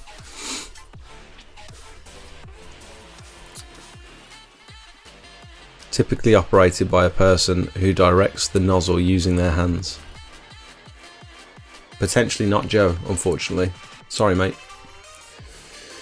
Just seen the new van build, Jake. Looks mint, bro. Literally just finished my trailer build this morning. Just saving for the exact machine that you have had. Proper machine that you've had. Proper machine, that is fair play. Thanks, mate. I'm very, very pleased with it. It's insane. If you've got any pictures of your trailer build, feel free to send them over and we'll have a look. I pay for a local village magazine, which is £54 a month, and does well. Apart from that, I don't advertise. The van wrap is picking up a lot of work. Do you know, with my van, I've still got the wrong phone number on my van, and I just haven't peeled it off. I had my home number put onto the side of the van, and then when I upgraded my broadband, they said, "Oh, you don't have a phone number anymore, by the way." It's like, oh, okay. And I still haven't peeled it off. I've got a trailer build as well. You got Insta or Facebook? Let me have a nosy. Yeah, send it over and we'll all have a little nosy. Yeah, it does seem American, doesn't it, Charlie? Ask what to do if sealer goes cloudy after application. What should I do if my driveway sealer goes cloudy? It may be due to various reasons, such as an improper application, weather conditions, or issues with the sealer itself. Here are some steps you can take to address the cloudy appearance. Identify the cause. Determine the possible reasons for the cloudy appearance. If the sealer was applied in cold or humid weather, it might take longer to cure properly, leading to cloudiness. Additionally, if the sealer was applied too thickly, it might not dry evenly, resulting in a cloudy appearance. Okay. Allow proper curing time. If the sealer is still wet or hasn't had enough time to cure, give it sufficient time to dry and set. Check the manufacturer's guidelines. Assess weather conditions. Weather plays a crucial role in application and curing of driveway sealer. Avoid applying sealer during rainy or humid conditions, as moisture can interfere with the curing process. Clean and reapply. If the sealer has already cured and the cloudy appearance persists, you might need to remove the existing sealer and reapply it. That is a horrible job. Stripping sealer from a driveway is... I've never done it, but it looks awful. Start by thoroughly cleaning the driveway to remove any dirt or debris. Use a pressure washer, commercial driveway cleanup for the right tools and techniques. When reapplying the sealer, make sure to follow the instructions. Okay, so it's not gone into detail about what kind of products you might need to use depending on the type of sealer. So this is quite a generic answer. It's fine. It talks a lot about the weather, which is true.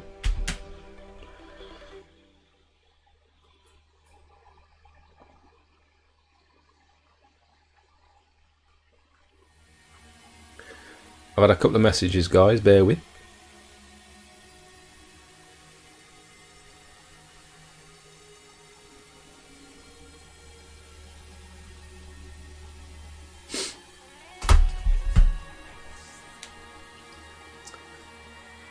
How do I scan the QR code if I'm watching on my phone? Martin.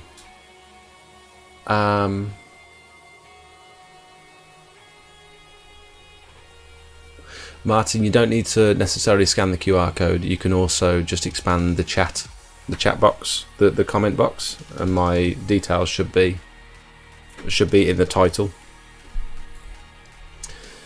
Dave says, the first 5,000 flyers I had printed, I put my parents' phone number on by mistake. That was 16 years ago. No way.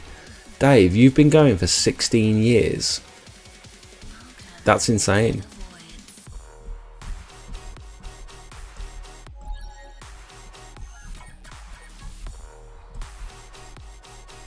Royal Mail are doing 90,000 flyers for $5,500. Oh, Ben, welcome. Thank you so much, Ben, for becoming a Circle member. Welcome. I'm an old man now. That's not what I was saying, Dave. Not what I was saying at all. Ben, thank you so much for becoming a member. Feel free to send me a message on WhatsApp and we'll get you added to the chat. Oh, I need a wee. I need a wee.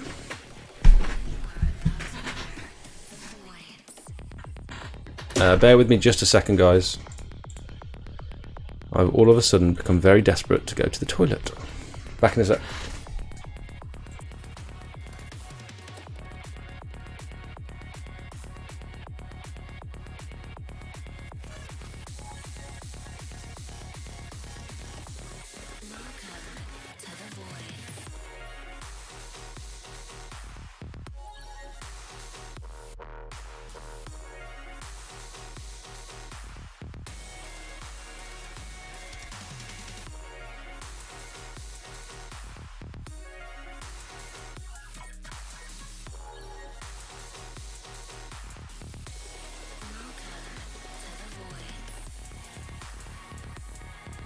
Thanks again, Ben. I didn't mean to gloss over that. I was otherwise occupied.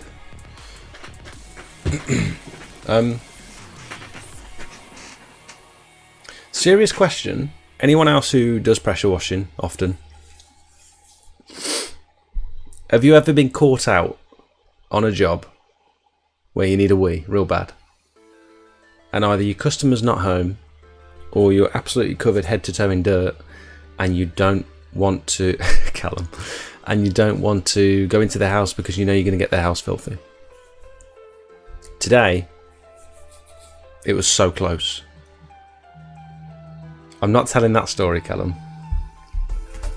Bear with. Hello?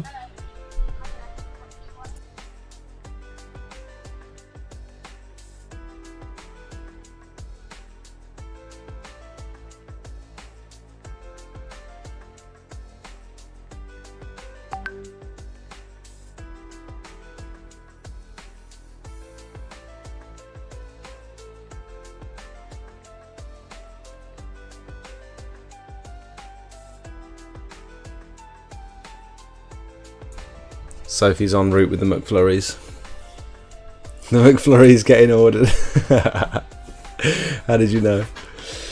The advantage of having a high roof in the van. Yeah, Callum does the same. I can't climb in the back of the van and have a wee. I'm not telling that story, Callum. I have a toilet in my van. It costs 50 quid and it's so useful. That's insane.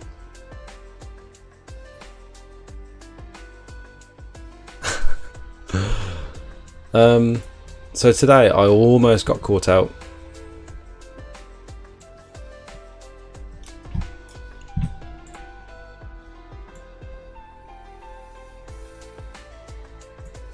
I can't remember who it is that sent. Oh, the Jet Wash Master sent me this.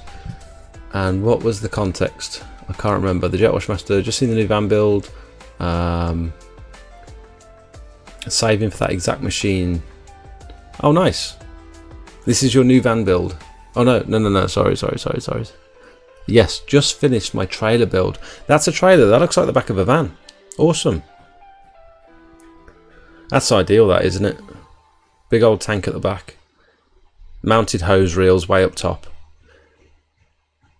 So for someone who was asking earlier, the only disadvantage I can see from this setup here is that the Jet Wash Master has paid extra for this trolley with the wheels on it. So this could have been a machine he's bought used. He could have upgraded things over time, but if you know that you're going to have a van mounted build from the get-go, don't buy a generic machine with that's already on a little trolley or a skid or whatever.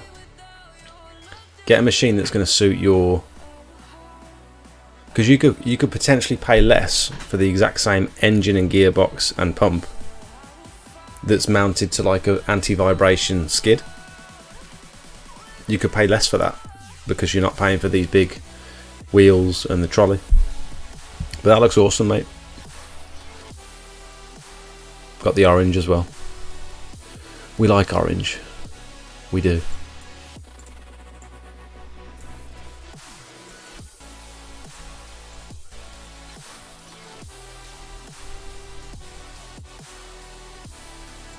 Right. Let's catch up.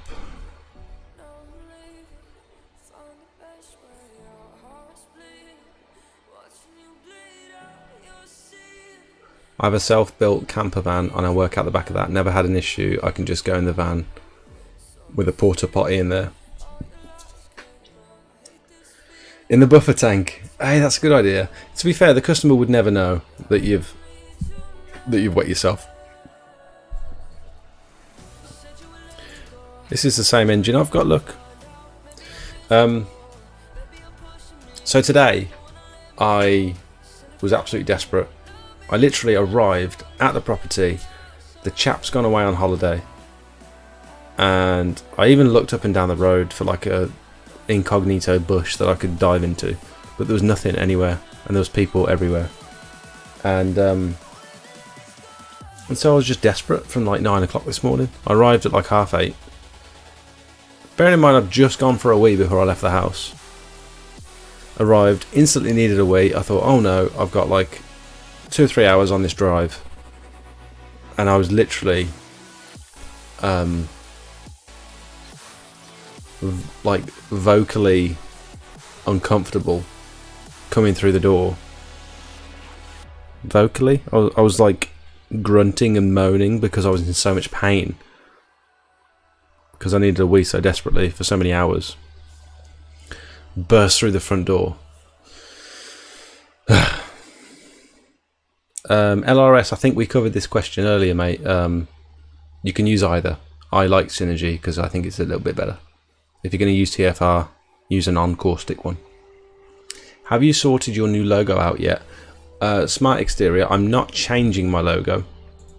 The logo I shown on stream last week. This is just a logo that I'm planning for like potentially t-shirt design or like some merch. I don't know. I'm not sure yet. I'm not sure if there's enough like demand. That's all right, mate. You don't need to apologise. I found this logo online and then I changed it, cut out the colours, cut out the bits I didn't like, and put my colours in. So that might be something we do at some point if enough people fancy a bit of merch. What on earth? Right, why am I getting recommended all this now? It started out as pressure washing content and now it's getting into like evening. I'm getting all random stuff. Literally exactly the same Facebook feed that earlier on I had pure pressure washing content on, and now it's just random stuff. Okay, I think that's enough of Facebook. Van Essentials, empty 2-litre bottle. Yeah. My toilet's a lot cheaper than 50 quid. It's a £2 paint kettle from B&Q. Use a bucket. Yeah. Yeah, nah. Wee jug. That's what we use on the Arctic sometimes. You just can't stop, so 1 litre Lucozade bottle.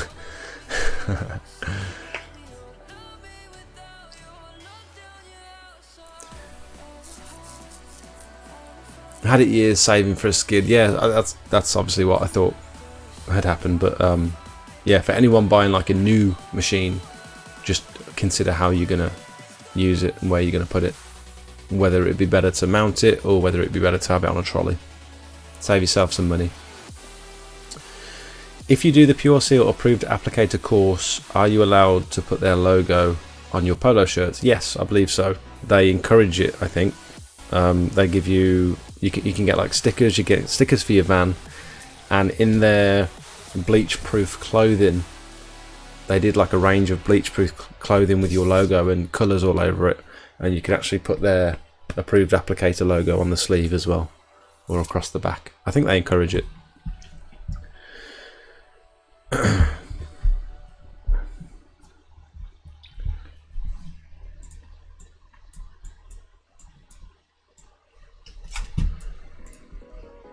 Sorry, guys.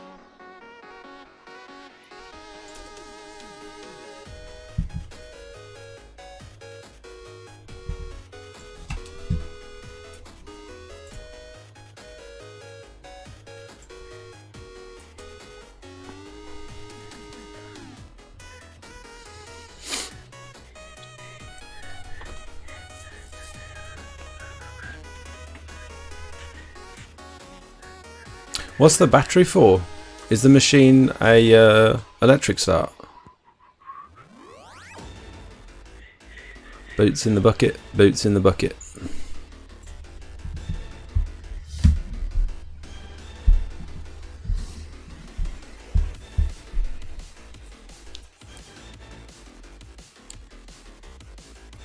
Oh, something that I forgot to mention when I was talking about my my little appy thing.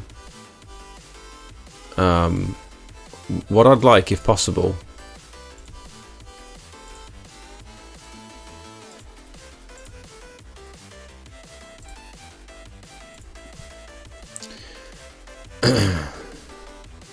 if anyone, right, I'm basing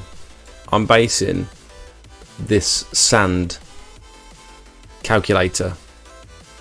So for example, if I type in 60 meters squared, let's do 65 meters squared, this is going to advise that you get 6.5 bags of sand, and that is based on obviously a 25 kilogram bag going 10 meters squared. It'll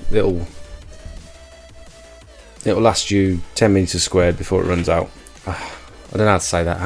I'm talking nonsense at the moment. But if anyone has the time over the next couple of weeks and you're resanding a job, would you mind taking a photo of the joint width? So maybe put your hand on the floor or a tape measure on the floor and take a photo of the width of the joints, and then let me know how far a bag of kiln dried sand goes.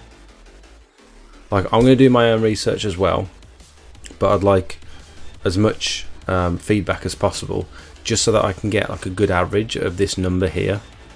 Because obviously 10 meters squared, there are occasions where it will go 20-25 meters squared for one bag of sand, depending on the joint width. So if anyone can help me out with that, that'd be awesome.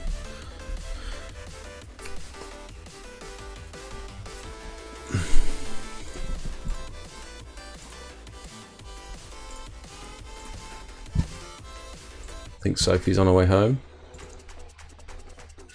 Here she is. Perfect timing.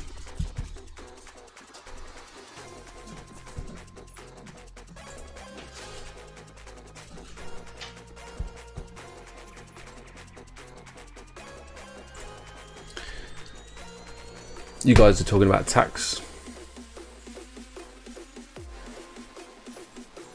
All this van talk has reminded me I need to go and put my kit in for tomorrow.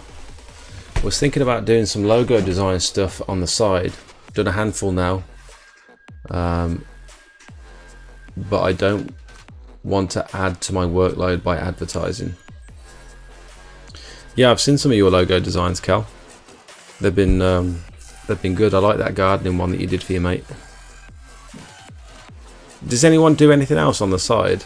Has anyone got like an established pressure washing business where you also do like stuff for work or for income that isn't related to pressure washing? I'm interested to know.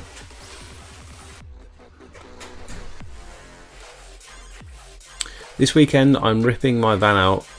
I have a van mount pressure washing setup being made as we speak. Fed up of taking my Briggs & Stratton 21 litre per minute out all the time. Out every time I do a clean. Yeah, they're heavy machines. I couldn't imagine having to lift a pressure wash it out of the van before I've even started the day, and then when you're knackered at the end of the day packing everything up, having to lift it back in. It's just, I can't even move pots around. Like, if I need to get myself one of them little pump trucks or one of them little sack trucks to move heavy pots and flower pots around, because just doing that before you've even started the day, you're knackered 15 minutes in.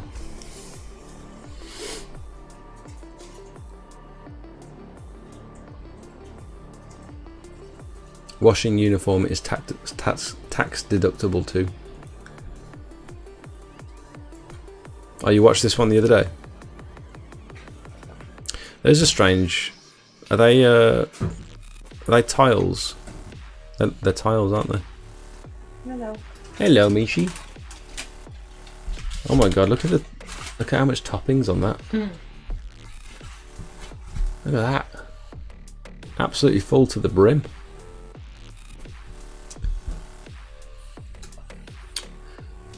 You deliver pizzas, do you actually? Fencing and patios, William. I think landscaping and pressure washing kind of go hand in hand, don't they? 1 bag of sand, 6 meters squared, 50 meter blocks when I lay a new driveway. So that's for a new driveway, isn't it? You're going to use more sand, particularly if you're going to go over it with a whacker plate. I think you're going to use more sand initially when you first lay it than you would if you're pressure washing a drive that's been laid for a while and then just topping up the sand afterwards. I feel like it's different, isn't it? Because 50 mil, you're like, the sand is falling 50 mil down into the joints, whereas when you're pressure washing, it's probably only dropping like 25 mil down, I'd say, on average. That's just a guess. I'll show you what I got. Huh? I'll show you what I got. Yeah. Yeah, show me. Okay, so I've got some. It's Maya's birthday on Wednesday. I just got some. Oh, nice, nice. Swim pants. Some in nappy, yeah. Got some decorations. Ah, that's cute. Nice. Yeah.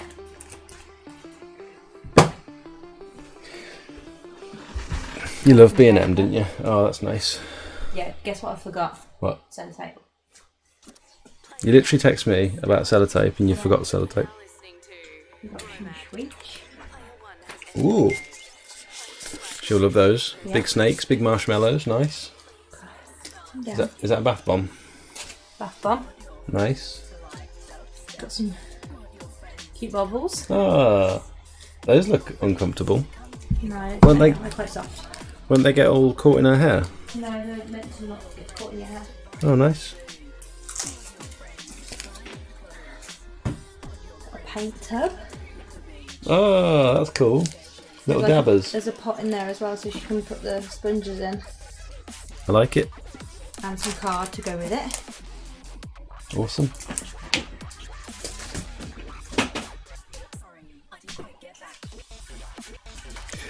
Dave, have a good evening, mate. Thanks for tuning in. Ice cream pyjamas. Ah, she'll love them. They're like 3/4 lengths. I love them. Sticker book. Nice. Nice. And that's Oh my gosh. sick, isn't it? Paw Patrol. What is it? Just a vehicle. Chase's vehicle, look. Changes into a car. That's good. Net catcher.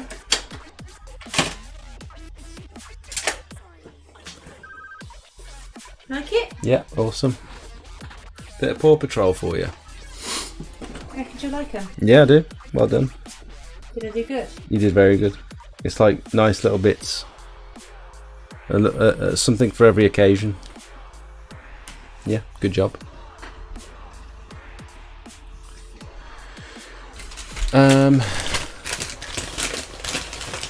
Joinery, I put up fencing and build the patios. Oh, nice.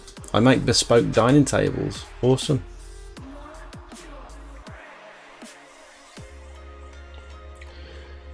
The battery in there, for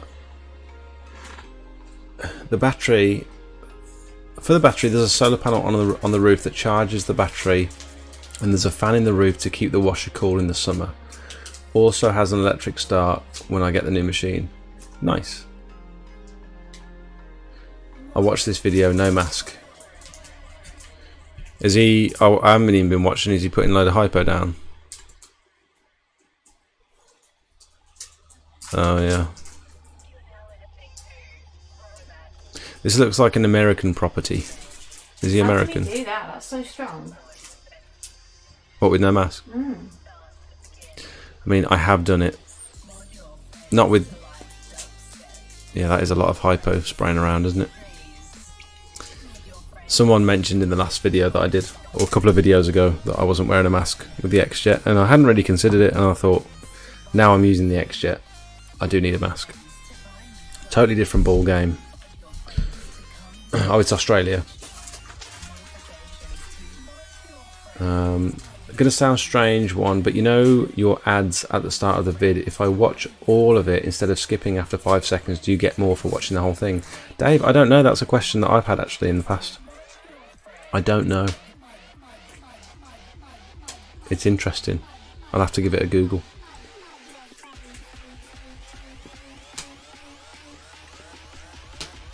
I buy stuff from charity shops, car boots and auctions. Did 12 grand last year doing that, barely part-time really. That's insane. My friend does charity shops and car boots, and he buys old records, skateboards, like memorabilia, collectibles, old game consoles, all that sort of stuff.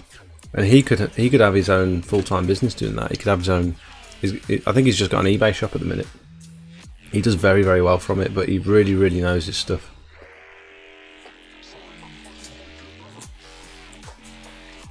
You deliver pizzas 2 days a week, pick up more shifts in the winter. That's awesome.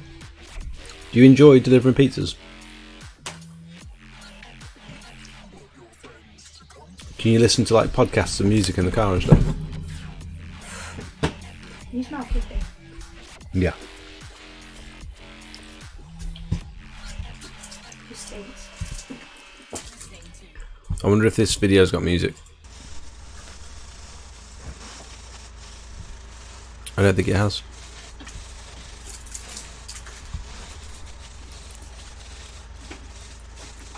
Guys, I'm just going to play this while I'm eating my McFlurry, if that's okay with you.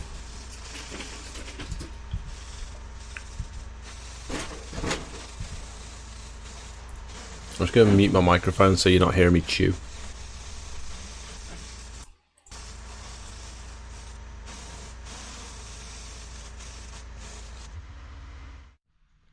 Alright, sorry to stop halfway through. The water tank is filling up. We ran out of water, so I haven't finished the areas that you saw. But what we're going to do is clean this area, clean all this down to about there, and then do the steps, and I'll save that bottom section until last.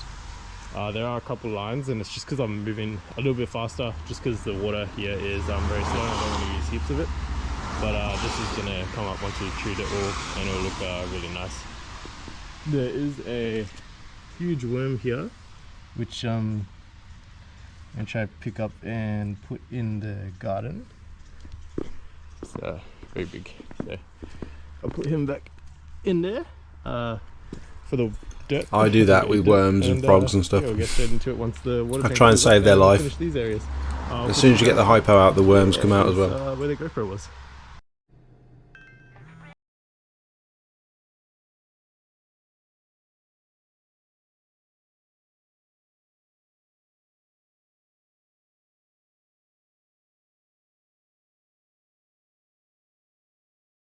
And there goes that portion of the stream to copyright infringement. Nice.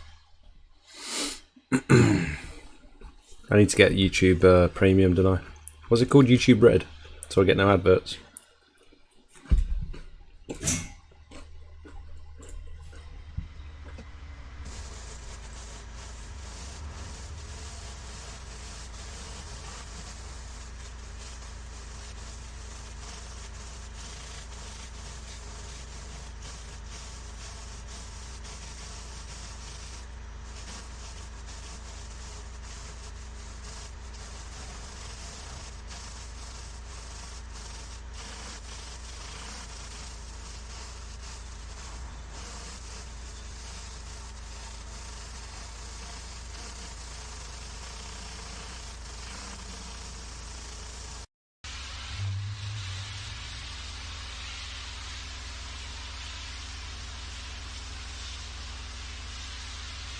What's he going to do about all them streaks? Did he pre-treat? I missed it. Is he going to pre-treat, clean, and then post-treat as well?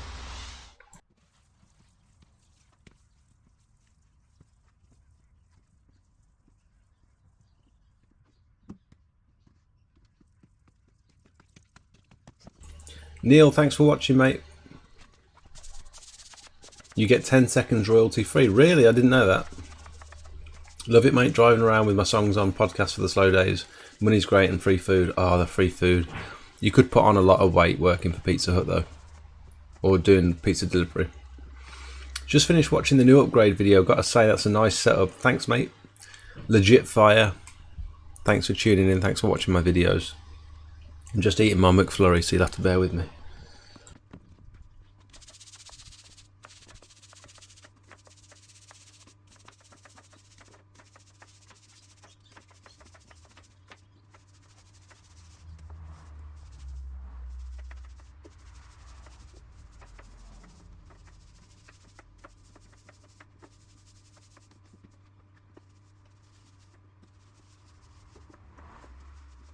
Super fragile, and I think if we go ahead with using any pressure at all, it's just going to flake everywhere.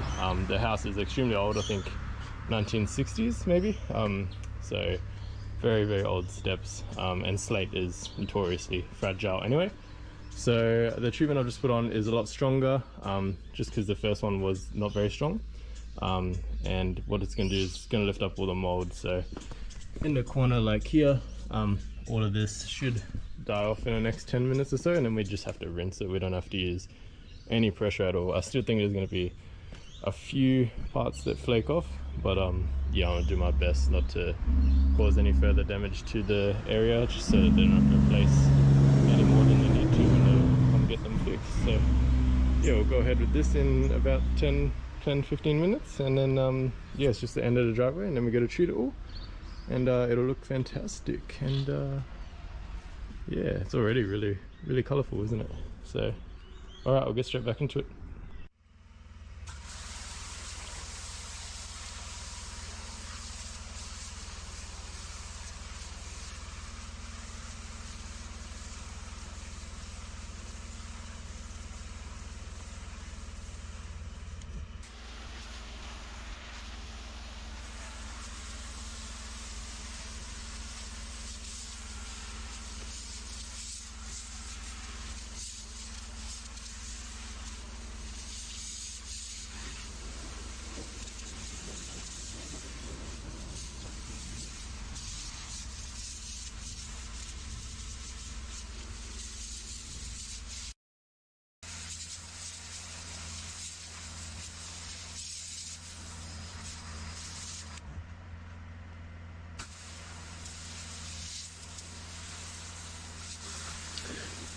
Do I need to do I need to start making my videos longer?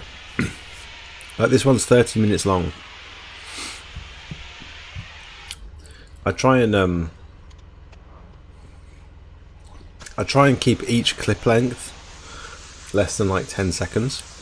I feel like any more than 10 seconds of even like a time lapse, and people are going to get bored and they're going to turn over and watch something else or skip through. Like the same camera angle for too long, people are going to like skip. You think mine's about right? Just end up skipping the lot. Yeah. And you potentially get more ad revenue from posting a longer video and having people just sit through the whole video, but I feel like it's just boring, isn't it?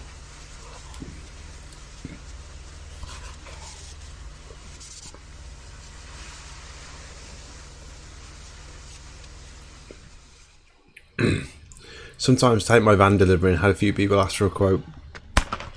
No way. Alright guys, so That's a good idea. Did you ever use the suction hose that you got when you bought the Kiam, I still don't know how to say that word, 3700 PR? Yes, I used the suction hose, screwed it into the bottom of my tank in the van and used that one, yeah. I didn't have the filter on the end of it that comes with it. That's more designed for if you're going to like drop it into the top of a water supply. But yes. And see if it works. If it doesn't, I'm just gonna have to wash at a really awkward angle or wash upwards, like instead of down. So we'll dry this off and get into it. I missed that. What's he doing?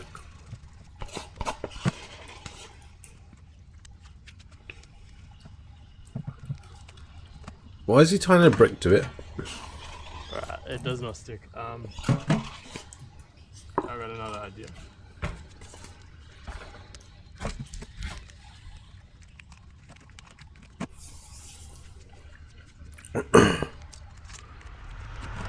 Why would you need to tie a brick to your surface cleaner? If anyone knows how I can pull weight on the front of my surface cleaner for next time this happens, which isn't too often because we don't do driveways that are this steep, let me know, because the idea I thought of this morning is horrible. But I'm gonna try to get it working, and I'll see you in the next part when we're filming the bottom part. So because the driveway's steep, he's got to tie a brick to it. Weird.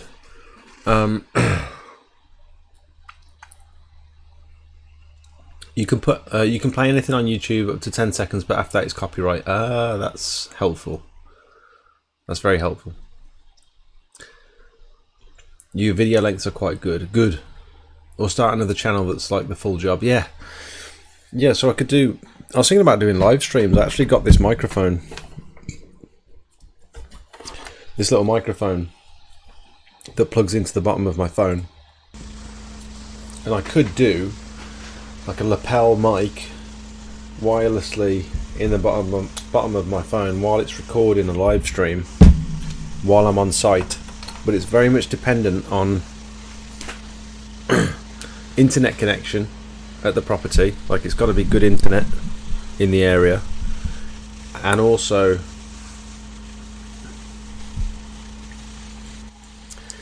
I can't charge my phone even with like a power pack at the same time as having my microphone plugged in, which isn't something I thought of when I bought it. So I haven't been able to do live streams on an actual job, which I would like to do at some point, and I could do like a whole other channel dedicated to that. That would be like a good reason to have a second channel. I had to restart the stream, it went black. Ooh, sorry, I don't know what's happened there. I'm off, catch up tomorrow, have fun. Joe, thanks for watching. I already watched this, had me in stitches. I can't tell what the problem is just because it's a steep drive. I don't understand. Is it like flipping forward or something? Weird. Don't it depend on the job, depend on how long a video would be?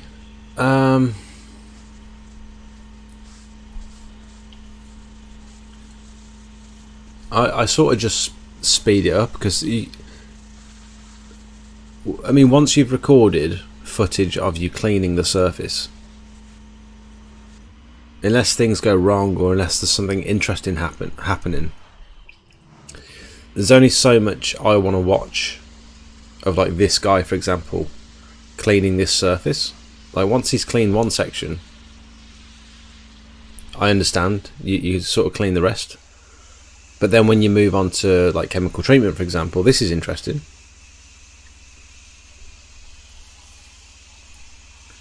But, like, do you really want to post the whole job?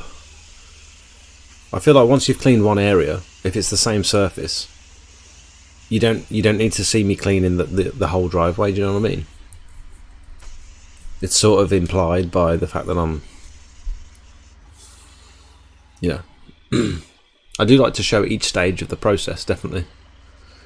Always going to go in by hand and brush all that. That is dedication. That is. It's a big old area to brush. Or is you just going to do those edges where it's particularly bad?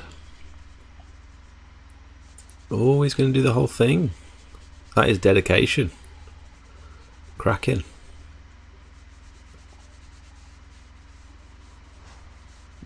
He got it lovely and foamy, didn't he? With that X-Jet. Buy a wireless charger. Ooh. I don't know if my Google Pixel 6 has wireless charging. I'm assuming it probably does, actually. And then you could, like, stick a wireless charger on the tripod. That's an idea. For the algorithm, it's best to go over 10 minutes. Sorry, I'm a YouTube geek. That's I've always thought people post videos that are like 10 minutes and 5 seconds long. I've done the same myself. Where I've got to like 9 minutes and 55 seconds, and I thought I'll just extend this one clip rather than having it sped up 800%. I'll just speed it up 750% just so it takes the whole video over that threshold of 10 minutes. Just because I assumed that was what was happening with the algorithm. Did you get a reply to last week's live quote? Yes. They didn't go for it. We've not got a good track record with these live quotes. Last week's live quote was this one. Oh, sorry. I say they didn't go for it. She actually responded and said she was away, or she was ill, and they're just getting a few other quotes before they get back to me. That was this one.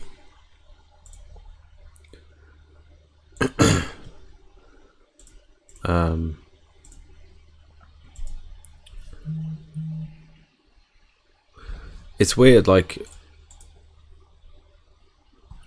the amount of quotes that I win when I'm not live streaming compared to the amount of quotes that I've not. Like, the track record of these, how many have we done? 1, 2, 3, 5, 6, 7, 8. We got that one. We didn't get that one, so 1-1. That wasn't a quote. We got that one, 2-1. We got that one, 3-1. We didn't get that one, 3-2. Haven't got that one yet, 3-3. And I haven't done that quote yet. So it's 3-all. So 50% conversion rate on live stream quotes so far.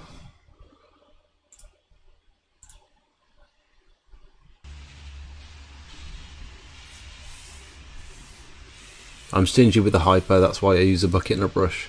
The amount of hypo used is ridiculous. Yeah, I mean, I suppose it's sort of granted on a driveway this big, but he has applied it multiple times. But it's done the job. I think he pre-treated, and then he cleaned, and it was streaky. and now he's post treated, and now it's not streaky anymore, so it's done the job. And it's such a big drive. It's such a big drive that you sort of have to expect that it's going to be, you're going to use a lot. And also in other countries, like, I don't know how much hypo costs. I'm assuming because in like America and stuff, they have these big swimming pools and massive driveways. I get the impression that hypo will be a lot cheaper over there. I'm here with Sarvan, who's the customer, and we're about to see his reaction when he walks out and takes a look from up above. So we'll go there now, and yeah, we'll go see what it's like. You got to be completely honest, Sarvan, when you take a look. This is the cleanest I've ever seen it. It wasn't even this clean when we moved in. That was like years ago. That's interesting that he's not done all of it. To be super careful with it. Like the customer obviously didn't. Not to damage it for you, but This is ridiculous. The customer obviously didn't want all of it doing. I don't know, like 10 shades lighter or something. awesome. That I'm is super happy. crazy. And there's that same slate inside the garage as well. Amazing. I've never seen it this clean. I'm not going to be slip sliding down to the valley anymore. The cars won't roll down when you come up there. That's cool. Like, I've not got the confidence. I'd like to get the customer's reaction, but I don't have the confidence to go and say, by the way, do you mind if I film your reaction to me completing this job? Like, that's another level of confidence to be able to do that. And what if the customers react? Like, is it a genuine reaction? Because what if they then go around and pick apart bits like, oh, I mean, I've never really had that, apart from, can you put the bin back over there, please?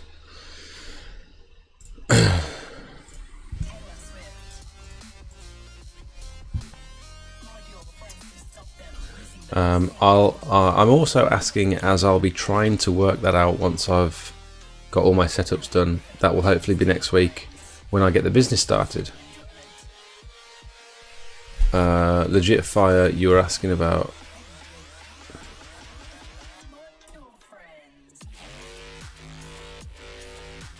Oh, you're going to be doing some YouTube videos, Legit Fire. Is that what you're saying?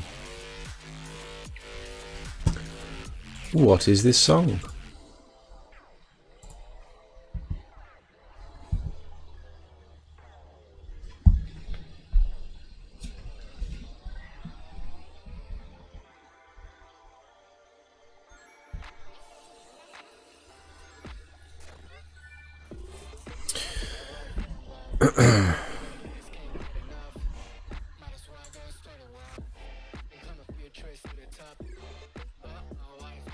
I don't actually watch pressure washing content. On YouTube, really. Like, I've got a lot of it recommended because I guess that's what I post. This is the YouTube channel that my son uses to watch like shorts and stuff, so there's lots of kids stuff on here. But I don't tend to actually watch pressure washing channels while I'm scrolling. I watch a lot of comedy stuff.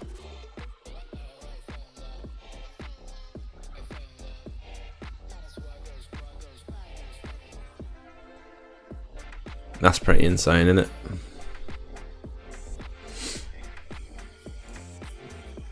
Oh, nice. Jake, where did you go to get your tank fittings from? Was it a plumber's merchant? When you say tank fittings, do you mean like the ball valves and stuff and tank connectors?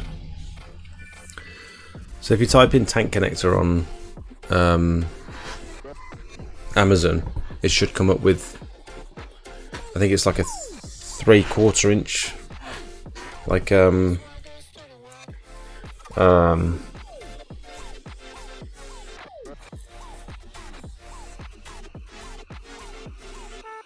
what do they call the fitting? Bulkhead fitting, like a 3/4 inch bulkhead fitting. Your fill valve, etc. Probably Amazon is your best place.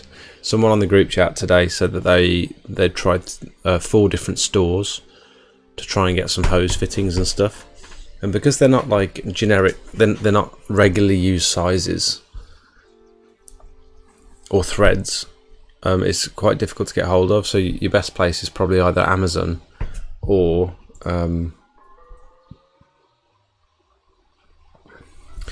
I think AC pressure washers do a lot of fittings.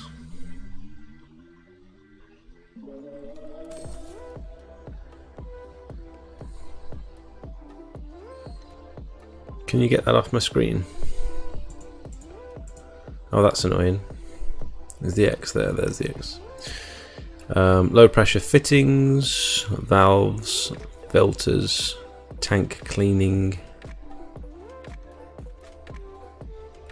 So what you could also do is get their buffer tank kit. They've got all the stuff here. It's quite a bit of money, like, but it might save you scouring the internet trying to piece it all together yourself. But AC pressure washers do these.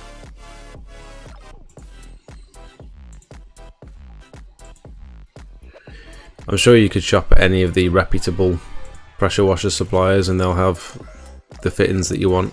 It just means you've got to sort of buy them online and wait a couple of days, but like if I can, I'll try and buy fittings local because it means I can go and get them the same day because I'm impatient. But have you got any tips for TikTok? The videos that I post that do well are the ones that I've done a voiceover on. So if you're confident enough to talk in front of a microphone while you're editing your video, also like plenty of different camera angles. It's only if you're only going to post a 60-second clip or a 30-second clip, try and get like a bunch of different angles of whatever you're doing. Like keep the camera changing. And also the first like second of the video has got to be really good. So with any short, I've not been putting any effort into my shorts recently, or into my reels or whatever platform you want to call them. But the first second is where you want to grab the audience's attention, because if you can imagine, the viewers are scrolling and they've got so much engaging, interesting content to look at, and if you don't grab them literally within the first second, then they're just going to scroll past and find something else. So either the audio within the first second has got to be really compelling, or the video content has got to be like something crazy, or something really satisfying, or something like strange, or something that they haven't seen before, something to make that person stop scrolling and watch the video.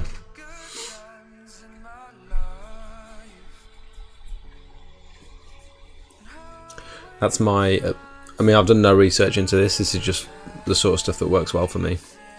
Jake, there is an AI platform that takes long form videos and breaks them down into multiple TikTok, YouTube short content. Really? What is it called? I'd be interested to see that. How does it work with like voiceovers and stuff? Does it break down the video content, or does it also chop up the audio to make it like concise?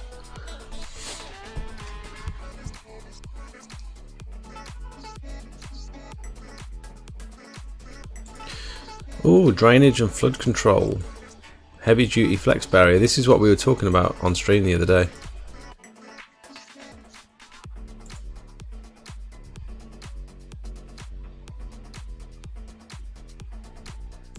I still need to get myself one of these. Charlie in the group chat got one the other day, and he was mucking about with it with like a big clamp, and he said it worked really well. Do you and your bro ever promote on TikTok, or just let it do its thing? No, I've never paid for any TikTok promotion. It tracks your head and adds subtitles if needed. That's crazy. I have noticed some of the videos that follow the person around, and I always think, God, that's a lot of time to edit and track and do all that sort of stuff. It's a lot of effort putting a video like that together, where you've actually gone from like a 16:9 landscape video and you're flipping it to a portrait video, and you've got to keep the subject in the center of the screen. Like, it's such a lot of work. It's easier when you're just filming portrait to keep the subject in the middle and then just post it. But when you're filming like that and you've got content on both sides of the screen, and then you want to try and cut that, one, the quality is not going to be as good because you're punching in, and two, like it's just like a lot of fiddling around afterwards. What did you find harder, getting the right van or the right washer, as I'm having trouble with the van?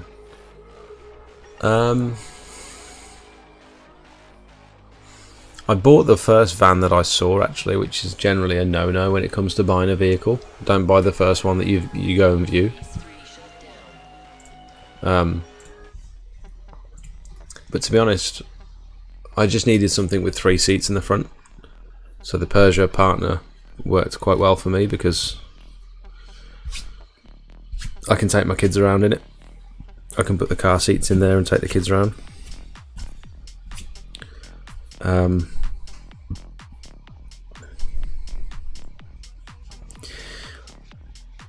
I was thinking about reliability, and I thought, well, Peugeot Partners and Berlingos, and that sort of the base for that van is super common, and you see them all over the place. And so I thought, well, they're obviously reliable if there's so many people that actually use them. So reliability was like a big factor for me, and then just price, really. I bought, I think it was about £3,000 my van was, and it was like the cheapest van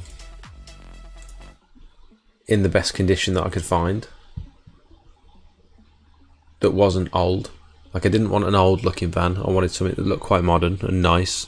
I wanted something that was clean, it wasn't covered in dents and scratches, and where like the loading area, the cargo area didn't look like a plasterer had just thrown his buckets of wet plaster all over the place. I wanted something that was like presentable, that was like a good base for a new business. I think if you buy a van with issues, you're starting the business off on like a bad foot. What are these songs?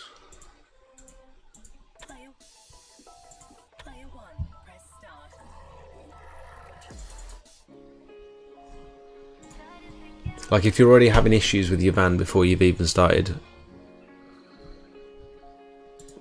you know, if you've already got stuff that you need to spend money on to rectify problems with your van, you've already started on the back foot.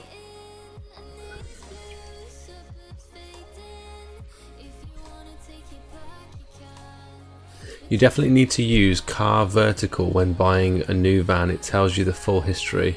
It's vital these days. Car Vertical.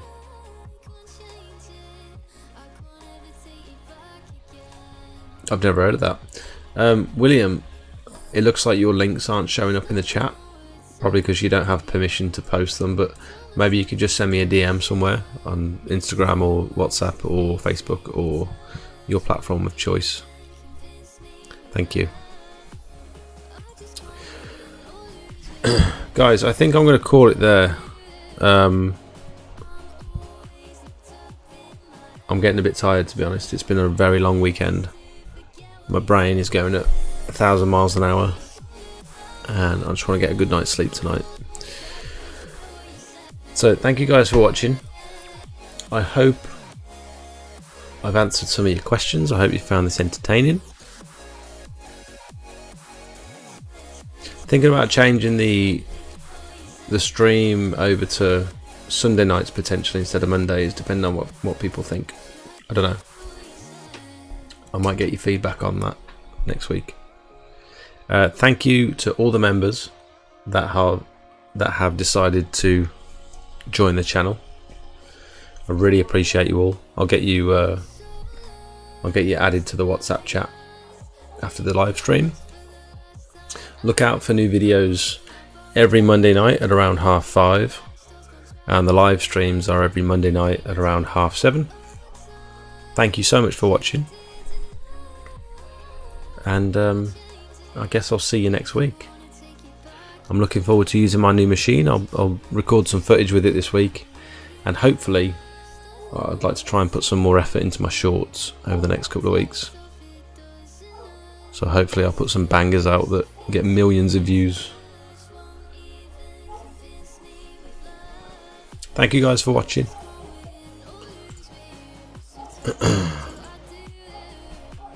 See you in a bit. Have a good one.